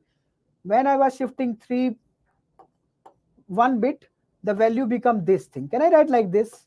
The value become this. 3 into 2 power 1. I double the value, that becomes 6. I get 6. When I shift 2 bits, can I write like this? When I shift 2 bits, so the value is 12. Actually, I shift 2 bits. I shift 2 bits. So 4 into 3, 12. When I'm shifting 4 bits, can I say that, okay, let me write over here, 3 into 2 power 4. 3 into 2 power 4. That is how much? 2 power 4 is 16. 16 into 3 is 48. 4 bits. If I'm shifting 40 bits, can I write like this? 3 into 2 power 40. This will be the value. This will be the value. Or I can generalize it. I can say that x into 2 power y.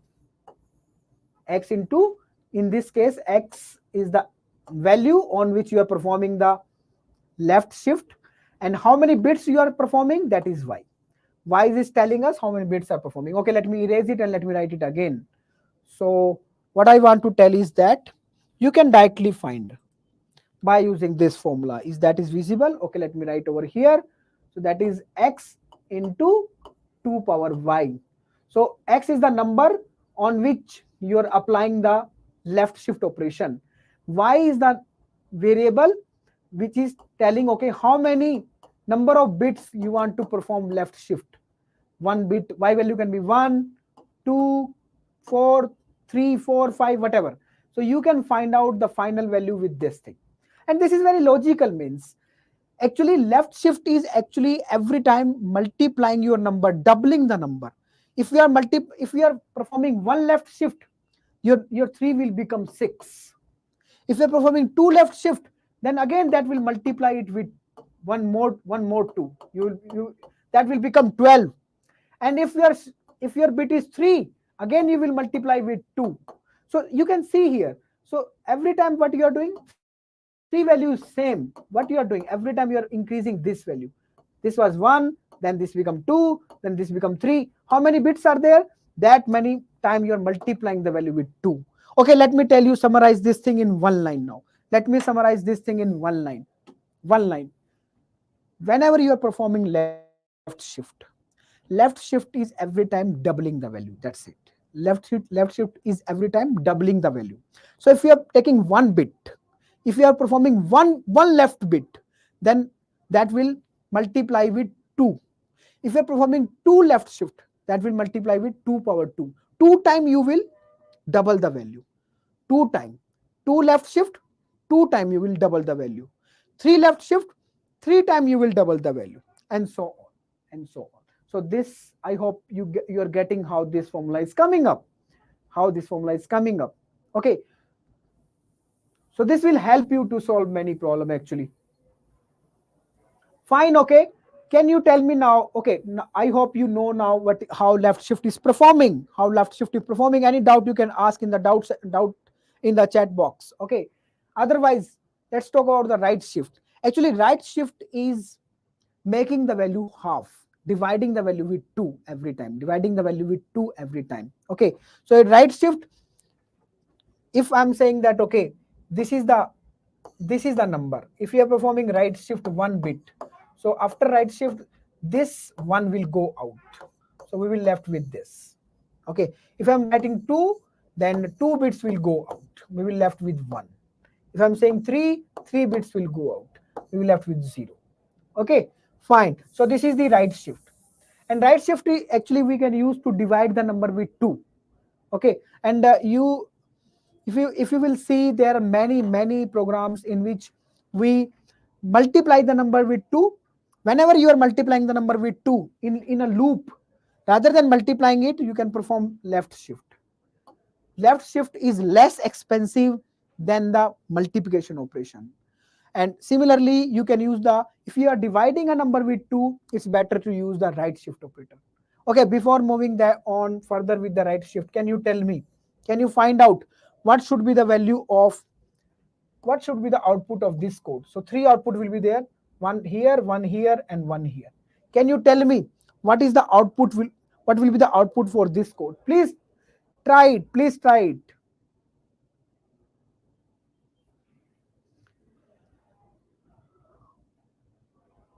Okay, hi Palak, if you are finding this session really helpful, then you can contribute to it by writing in the comment section. by liking the session, and you can join this course. You can join this course. This is free of cost. Fine. What is the output? What is the output for this code? Can you please tell me? Keep thinking, keep replying. That is our mantra. Keep thinking, keep replying, please. What should be the output?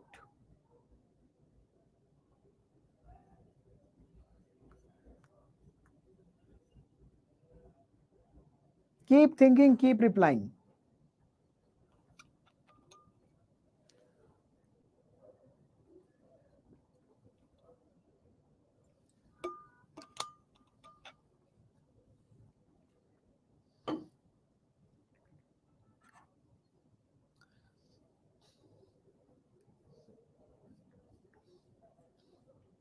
Okay.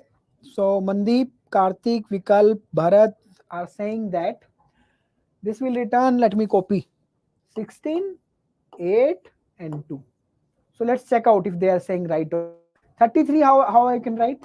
Okay, let me write in. If you really don't know how to convert binary into decimal, I'm doing it again.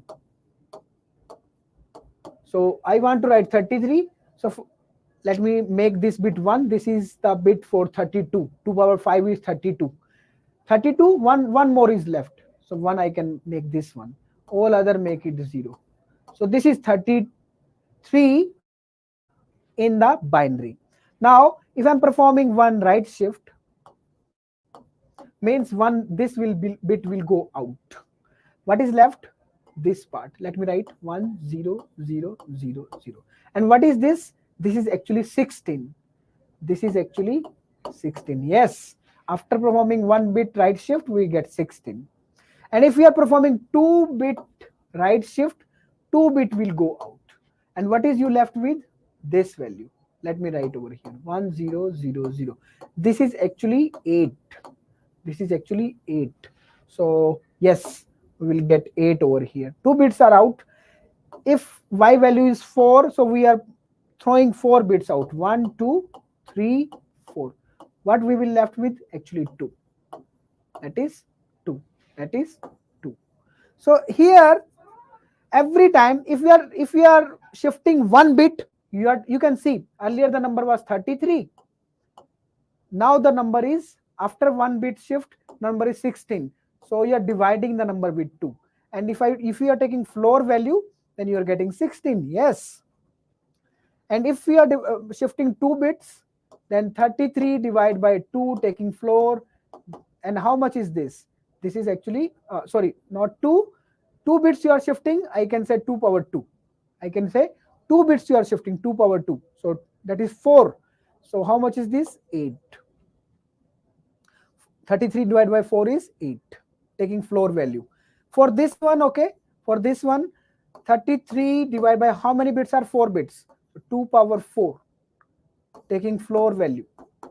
What is the value? This is 16. 33 divided by 16 is 2. Yes, that is 2.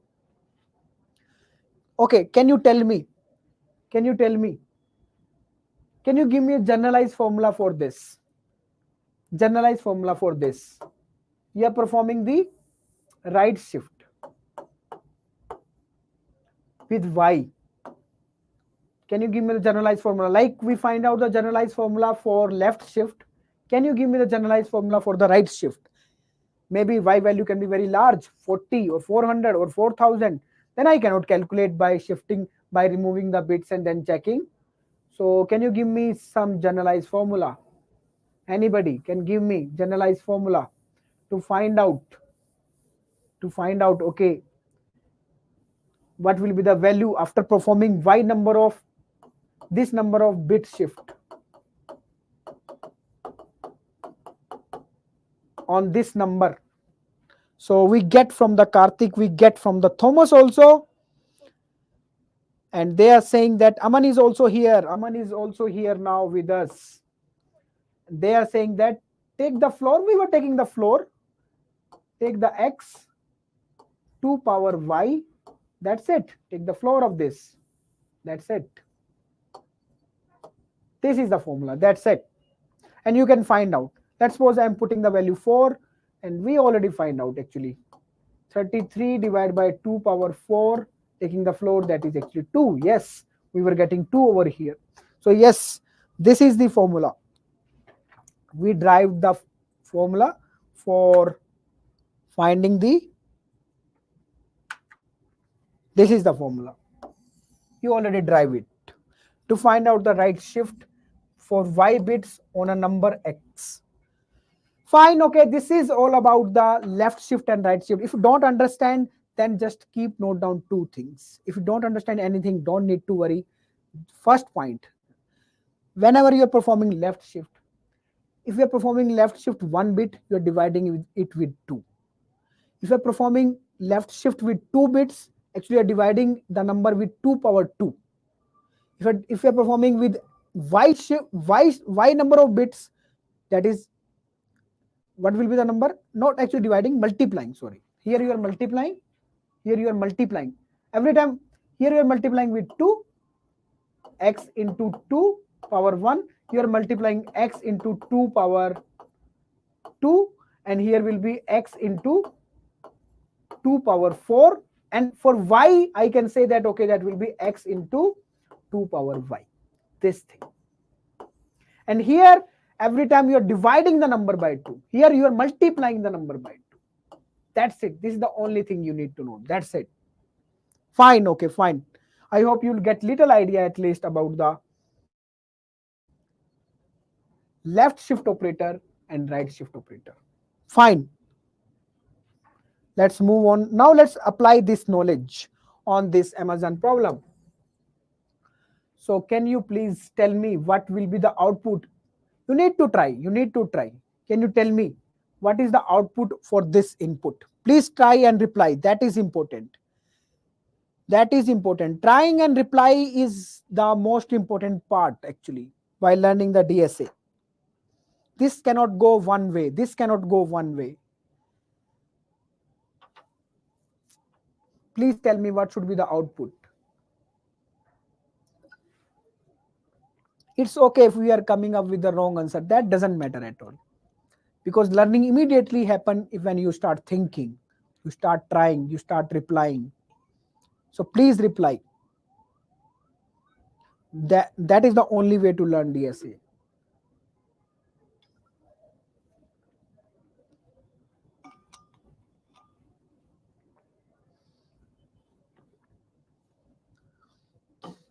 Thanks, Prince, for your feedback.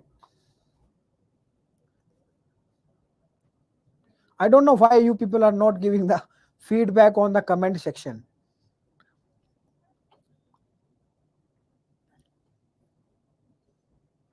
So that will actually increase the range of this session. If you will write in the comment section after the session, that will increase the range of these sessions, and maximum people will get benefit.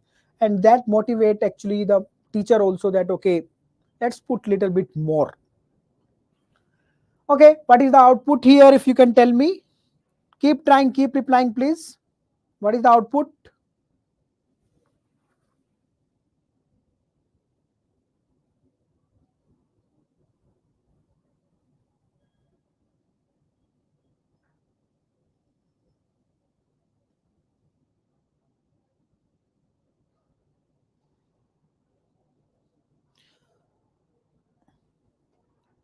No, I'm saying that, Mandeep, I'm saying that you can comment. This is the live part, and there remain a comment section after the live will over. Then you can go to the comment and you can give your feedback over there. So that help the, if more comments will be there, then that will help the session to reach to maximum student. Actually, this is what I'm saying. Thanks, Aryan, for your feedback. Thank you so much.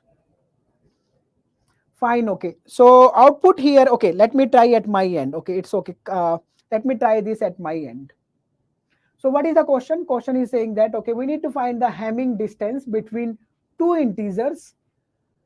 Between two integers is the number of, what is Hamming distance? This is telling, this is the definition of Hamming distance. The Hamming distance between two integers is the number of positions at which the bits are different. Okay, So like what is the Hamming distance between these two? So first of all, let me write 10 into binary. So this is 10 into binary. And how to write 20 in binary? Okay, we need 16. So 2 power 0, 2 power 1, 2 power 2, 2 power 3, 2 power 4. This is 16, and we need 4 more. So 4 will be this. Let me write, okay. 2 power 0, 2 power 1, 2 power 2, 2 power 3, 2 power 4. So 2 power 4 is 16. We write 1 over here. And 16 plus 4 is 20. All other bits are 0. So this is 20. This is 20. And this is 10. Hamming distance is the difference between these corresponding bits. So there is a difference between them, yes. There is a difference between them, yes. There is a difference between them, yes. This is 0, this is 1. This is 1, this is 0. There is a difference. Both are same, no difference. So they are asking, okay, how many bits are actually different from each other? So how many bits are different? 1, 2, 3, 4. 4 bits are different in their corresponding places between these two numbers. So this is what we need to find out.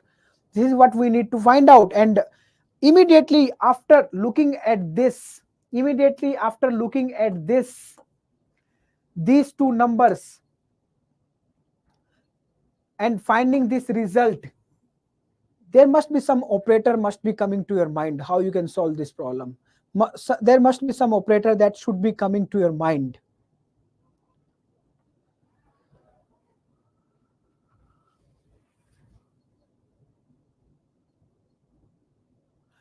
Which is the operator which is coming to your mind?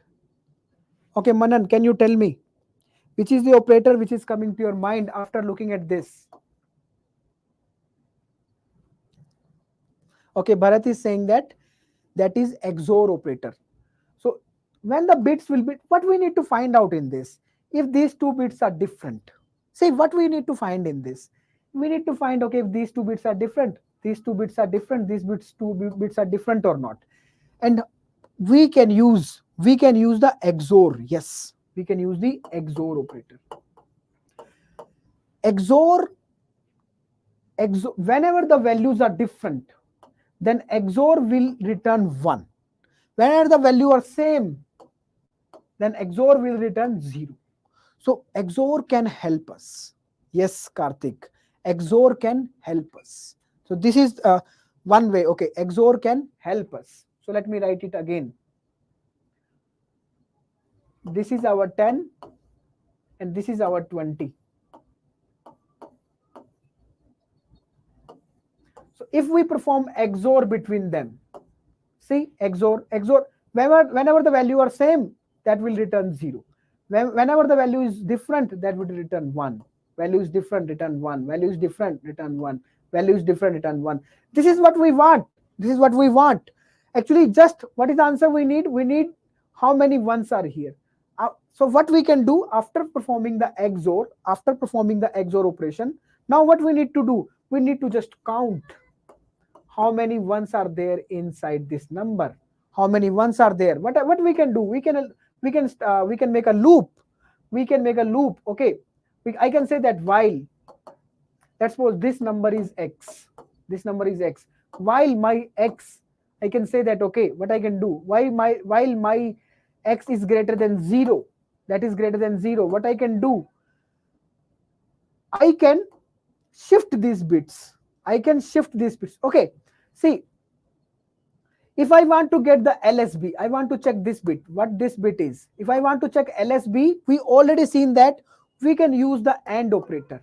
If I will make AND this with 1, if I'm making AND this number with 1, what I will get? We already know this thing now. We will get the LSB bit.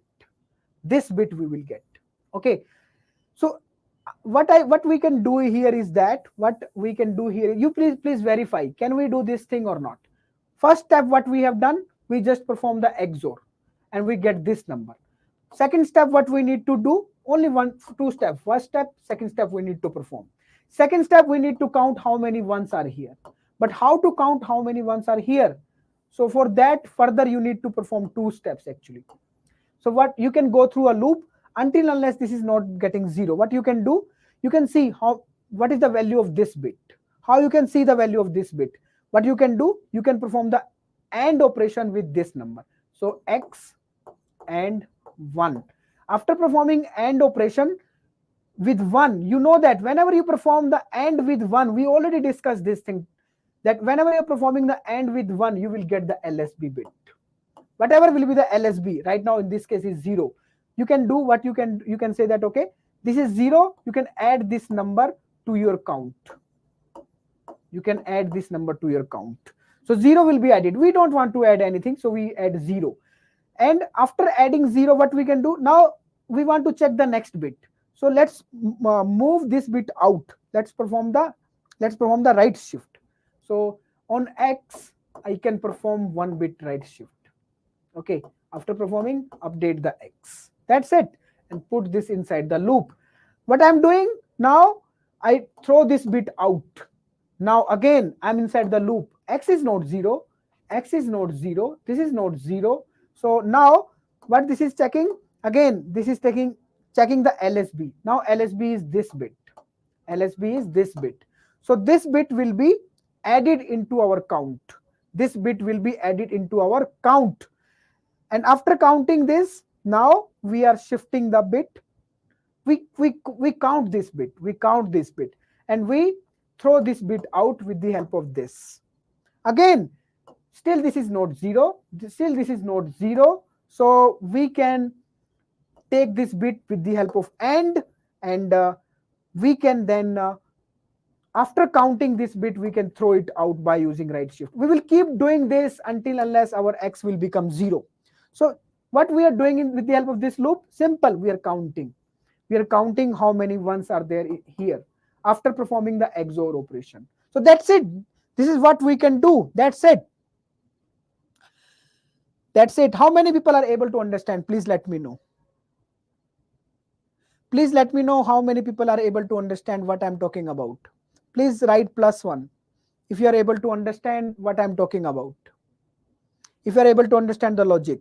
Otherwise, you can ask the question.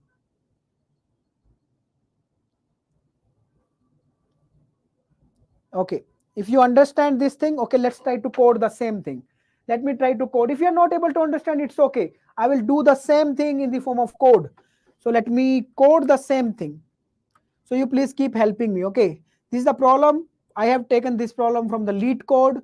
What you people can do is, you can write Hamming distance lead code and you will find the same problem. And what we need to do here is that, okay,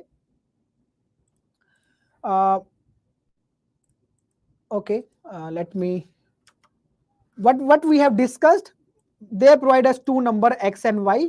We need to count what is the Hamming distance between them. What is the Hamming distance? So what we need to do initially, okay, what we need to do, we need to find out the bit difference. Let me take a variable, okay, bit difference. So I take a variable. This is finding the bit difference between X and Y. How to find the bit difference? By taking the XOR. By taking the XOR. So first operation, what we perform? We take the XOR. So let me write this thing. We perform the XOR between X and Y. X and Y. Okay. And after this, what we need to do? We just need to go through a loop until unless our this bit difference, you can say is not, until that not become to 0. Okay. Until that not become to 0, we can execute this loop. And what we are doing? We are counting. So we are counting. Okay, let me take a count variable. Count equal to 0. And just we are counting every LSB. We are counting the LSB every time. How to find the LSB? You people know already. I have already discussed. How to find the LSB? Whatever is the number. Here we have the number in bit difference. And we are taking AND with 1. So whenever we take the AND with 1 with any number, we get the LSB. And that LSB we are counting. If that will be 0, we will add 0. If that will be 1, we will add 1. Otherwise, what we were doing, we were just after that we were shifting our number. So shifting by 1 bit. Throw that bit outside. So let me write throw. Otherwise you will not believe me. Let me write throw, not this throw. Let me throw the LSB out. Okay, and here what we are doing, we are finding value of LSB. Okay, that's it. And we will keep doing this, we will keep counting all that, and after that, after coming out of the loop, we can return our count. Return count. That's it. And if we submit this code, let's check out. There is some error in this, and what is that? Let me check out.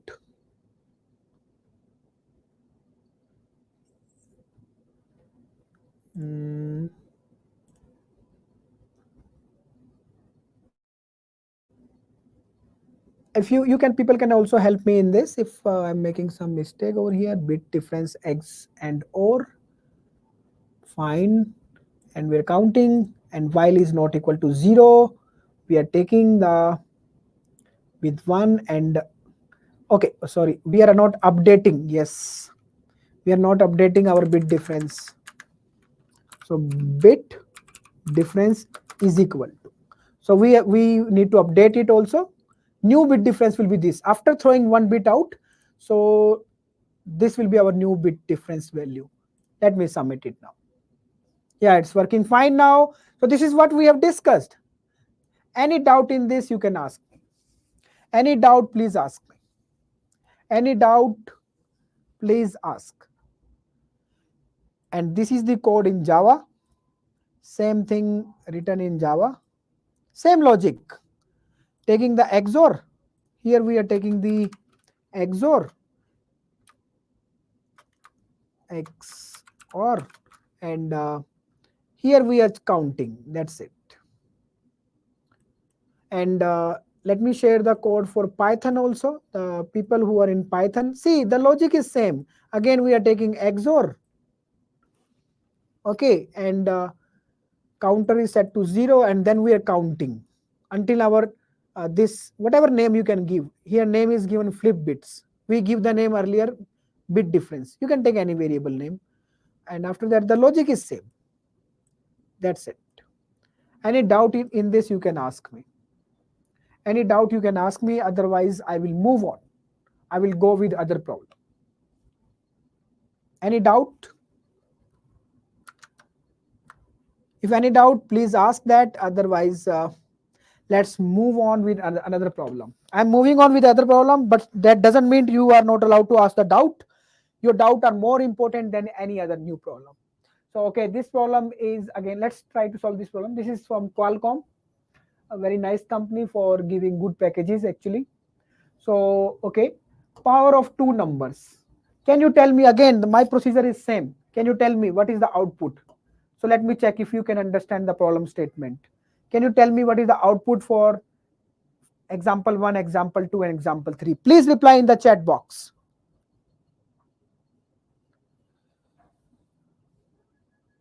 Okay, Vikalp is asking for the again explanation. Vikalp, I'm coming to that before. Okay, I will come to that. I will come back. So let's think about this logic first. Okay, Vikalp, definitely I will take your, I will go back and we will check out the previous question. But before that, can you tell me the output? I'm waiting for your output. You are one of few people here who are always giving the right answer. Can you tell me what is the output? Thomas, Karthik, Mandeep, you people are, yeah, I think you are from the first session itself. Keep trying. This DSA is all about consistency. DSA is all about consistency. Keep trying, keep replying. That's it. And after some time, you will find the difference in you. That will take some time to find the difference. Okay, you're saying true, true, false. So what is the problem statement? Let me read. Given an integer n, return true if it is the power of 2, otherwise return false. So is this the power of 2? So I can say yes, 2 power 0 is 1. Yes, this is true. Is this the power of 2? So I can say yes, 2 power 4. Yes, this is 16 we are getting. So this is also true. Can I represent it as a power of 2? No. So 2 power 1 is 2 and 2 power 2 is 4. So this is lying in between. So this is cannot be in the power of 2. This number cannot is not in the power of 2. So true, true, false. Yes, true, true, false. So we need to find, okay, if a given number is in the power of 2. So first solution which is coming to my mind, I'm sharing my mind. You people can share your idea. I'm sharing my idea right now, which is coming to my mind as a layman person, which is coming to my mind. I need to find, okay, what I can do. I can just make a loop, and I can find out, okay, if okay, I can make a loop. I can take an teaser. Maybe I can take an integer starting from 1, and while this integer is less than n, and I will keep multiplying this with 2. I will keep multiplying it with 2. So until unless that will not reach to n, I will keep going on that set. And after coming out of the loop, I can check if I value is equal to n, then I will return true, and else I will return false. That's it. This is one idea coming to my mind. And how many how okay, do you people believe that this will work? How many people believe that, okay, this will work? So simply take a variable, every time multiplying with 2 until unless I'm not reaching to n. So 2 into 2 into 2 into 2 and so on. So if I'm reaching, when I will reach to n, either I can cross the n, or either I can reach equal to n. So in both cases, I will come out of this loop. So after coming out of this loop, if I'm crossing the n, that means actually n is not lying in this series. N is not lying in this series. Okay, so so I will return false if I'm crossing the n, and if I'm equal to n, then yes, n is the number which is in the power of 2. That's it. That's it. Okay. Can you tell me? Okay. Can you tell me what will be the time complexity for this code? If anybody can tell me. Are you able to understand? Are you able to understand? So, okay, yes.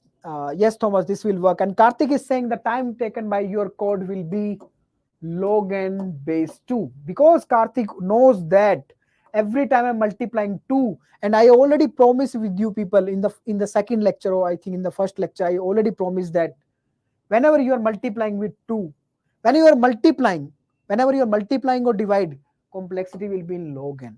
Complexity will be in log n. So this loop will take log n time to execute. Okay, so the people who are watching it, okay, this session, those who have not watched the second session, they can check out the time complexity, how to find the time complexity. So right now, okay, you can note that, okay, whenever you find multiply or divide, then you can say that the complexity is in log n. Fine, this code will take log n time. This code will take log n time to execute. Can we improve it? Can we improve it? Actually, we need to find out solve this problem in order of 1 time. We need to solve this problem in order of 1 time, constant time. Maybe you can use the bitwise operator. Right now we are studying the bitwise operator. Okay, so that is the hint. Okay, you can take. Any idea coming to your mind? How you can solve this? How you can find that, okay, if a number is in the power of 2 in constant time? Okay, what is the, okay, it's almost 7 o'clock. So okay, I'm leaving this question for you people as a homework. I will share the solution with you in the comment section. You please also reply over there. Okay, so this will make our interaction more better actually. So this is the question is that how you can solve, you understand this problem, how you can solve in constant time. Log n time, these people don't require. These people say no, we will not hire you for log n. If you can solve it in constant time, then 45 plus LPA. 45 plus LPA. Think over it, take your time, That is the learning part. Actually, if you're thinking, that is the learning part. And reply in the comment section. This is your homework. Fine for this. I'm coming to one last question now. This is your homework. You can take it. You can take the snapshot and you can do it at home and come. I will reply the answer in the comment section. And I'm going back right now. Okay, what was the question? Okay, I think Vikalp was asking. Vikalp was saying, okay, you can take one hint also. Here is the hint I have shared downside, if you can see. Here is the hint. So only one bit will be set on in binary format if the number is divisible by 2. In binary format, what this hint is saying, that if a number is divisible by 2, then so 2 is divisible by 2, yes, 4, yes, 8, yes, 16, yes. So if you will see them in binary, so this is the binary number. This is the binary equivalent. This is the binary equivalent. This is the binary equivalent. So this hint is saying that in binary, the number will be having one bit set only. One bit only one will be there. One bit only one will be there. If the number is the number which is in the power of 2, you can take 32 also. That will be 1 5 zeros. So you can see here that there will be one bit will be set. 64 also 160. So only one bit will be on. So can this thing will help you to solve this problem in constant time? You can think at home. You can think at home. Fine, okay. Might be what they will do, they will give you the hint. First of all, you can come up with the some idea, maybe any brute force idea you can come up. That is also welcome. After that, okay, if you are facing the problem, they will give you some hint to solve the problem like this. Again, you need to think. So this is the learning. This will happen in the interview, and this is how you need to think. Okay, that's it for this particular question. I don't know. Okay, thanks, Avinash. Okay, Vikalp, I'm coming to your question last. I'm taking. So I don't know. You were talking about the code, I think. So let me go to the coding part. Were you facing problem in this code somewhere? You were writing that, okay. So let me explain that. I think you were facing the problem with this code. So let me explain it once again. The idea is that in the previous question, to find the Hamming distance is the distance between the bits of two numbers. So that can be find out easily by XOR operator. So we use the XOR to find out the difference between the bit by bit difference. And where there will be difference, the bits will be 1. Now, what we need to do, just we need to count how many ones are there. How we can count that? We can get the LSB bit. We can get the, okay, we use the hash for the comment in Python. So we use and whenever we do AND with 1, we find out the LSB. This we have already seen. To find the LSB, we perform AND with 1 to that number. We find LSB. So whatever is the LSB, we count that bit, and after that we just throw that bit out. We delete that bit. Delete LSB by performing the right shift. So here just we are counting. We are counting how many ones are there. Actually, we are adding 0 also. We are adding ones also. So this will finally give me how many ones were there. So one was showing that, okay, one was showing that how many bits are different. That's it. That's it. Explain from start. Okay.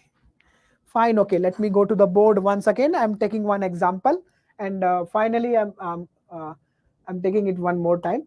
X value is, let's suppose, 1010. That is 10. So let me write X value is 10. Y value is 20. So 10 1 0 0. Okay, now let me make some space. 1 0 1 0, this is x value, and I'm taking 20. 1 0 1 0 0. Fine. So this is x, this is y. Now I want to see what is the difference between this bit and this bit, this bit and this bit. How many bits are there which are different to each other? So one idea that come to our mind is we can take the XOR, because XOR is returning 1 whenever the bits are different. So returning 1 whenever the bits are different, returning 1 whenever bits are different, returning 1 whenever bits are different. And if the bits are same, returning 0, then returning 0. Fine. Now what we need to do, the question was asking how many bits are different. So 1 bit, 2, 3, 4. So what we need to do, just count these, how many ones are here in this, how many ones are there. How to count ones? So what we can do, I can access the LSB, this bit. Let me access this bit. How I can access the LSB? If I perform the AND with 1 to this number, what I will get? I will get this bit, whatever is this bit. So in this case, I will get first of all 0. So what I can do, I can add this bit into my count in this variable. So I get LSB by AND, performing AND with 1, I get the LSB. So I add 0 in my count. After that, I perform right shift. Performing right shift will throw this bit out. Will throw this bit, LSB bit, out. Now my number is this. Again, performing in the loop we are doing, performing AND with 1. Performing AND with 1, we get again LSB. This time this is 1. So in the count, earlier that was 0, now we add 1. And again we are throwing the bit out by performing right shift. So throw this bit out, take next bit, add in that.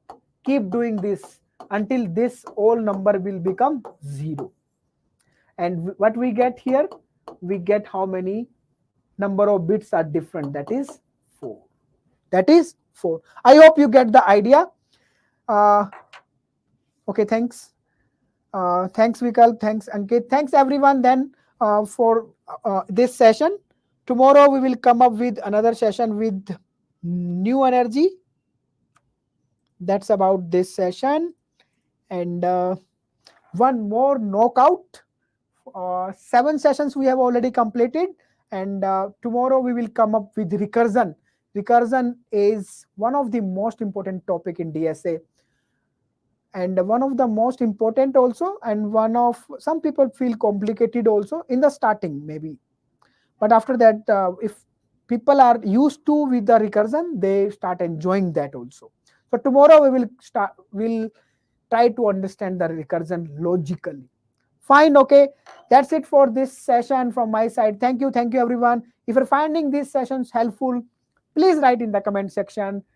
Please give the thumbs up. Thank you everyone. Bye bye, take care, good night.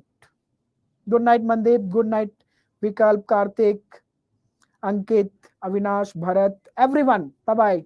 Tomorrow we will meet.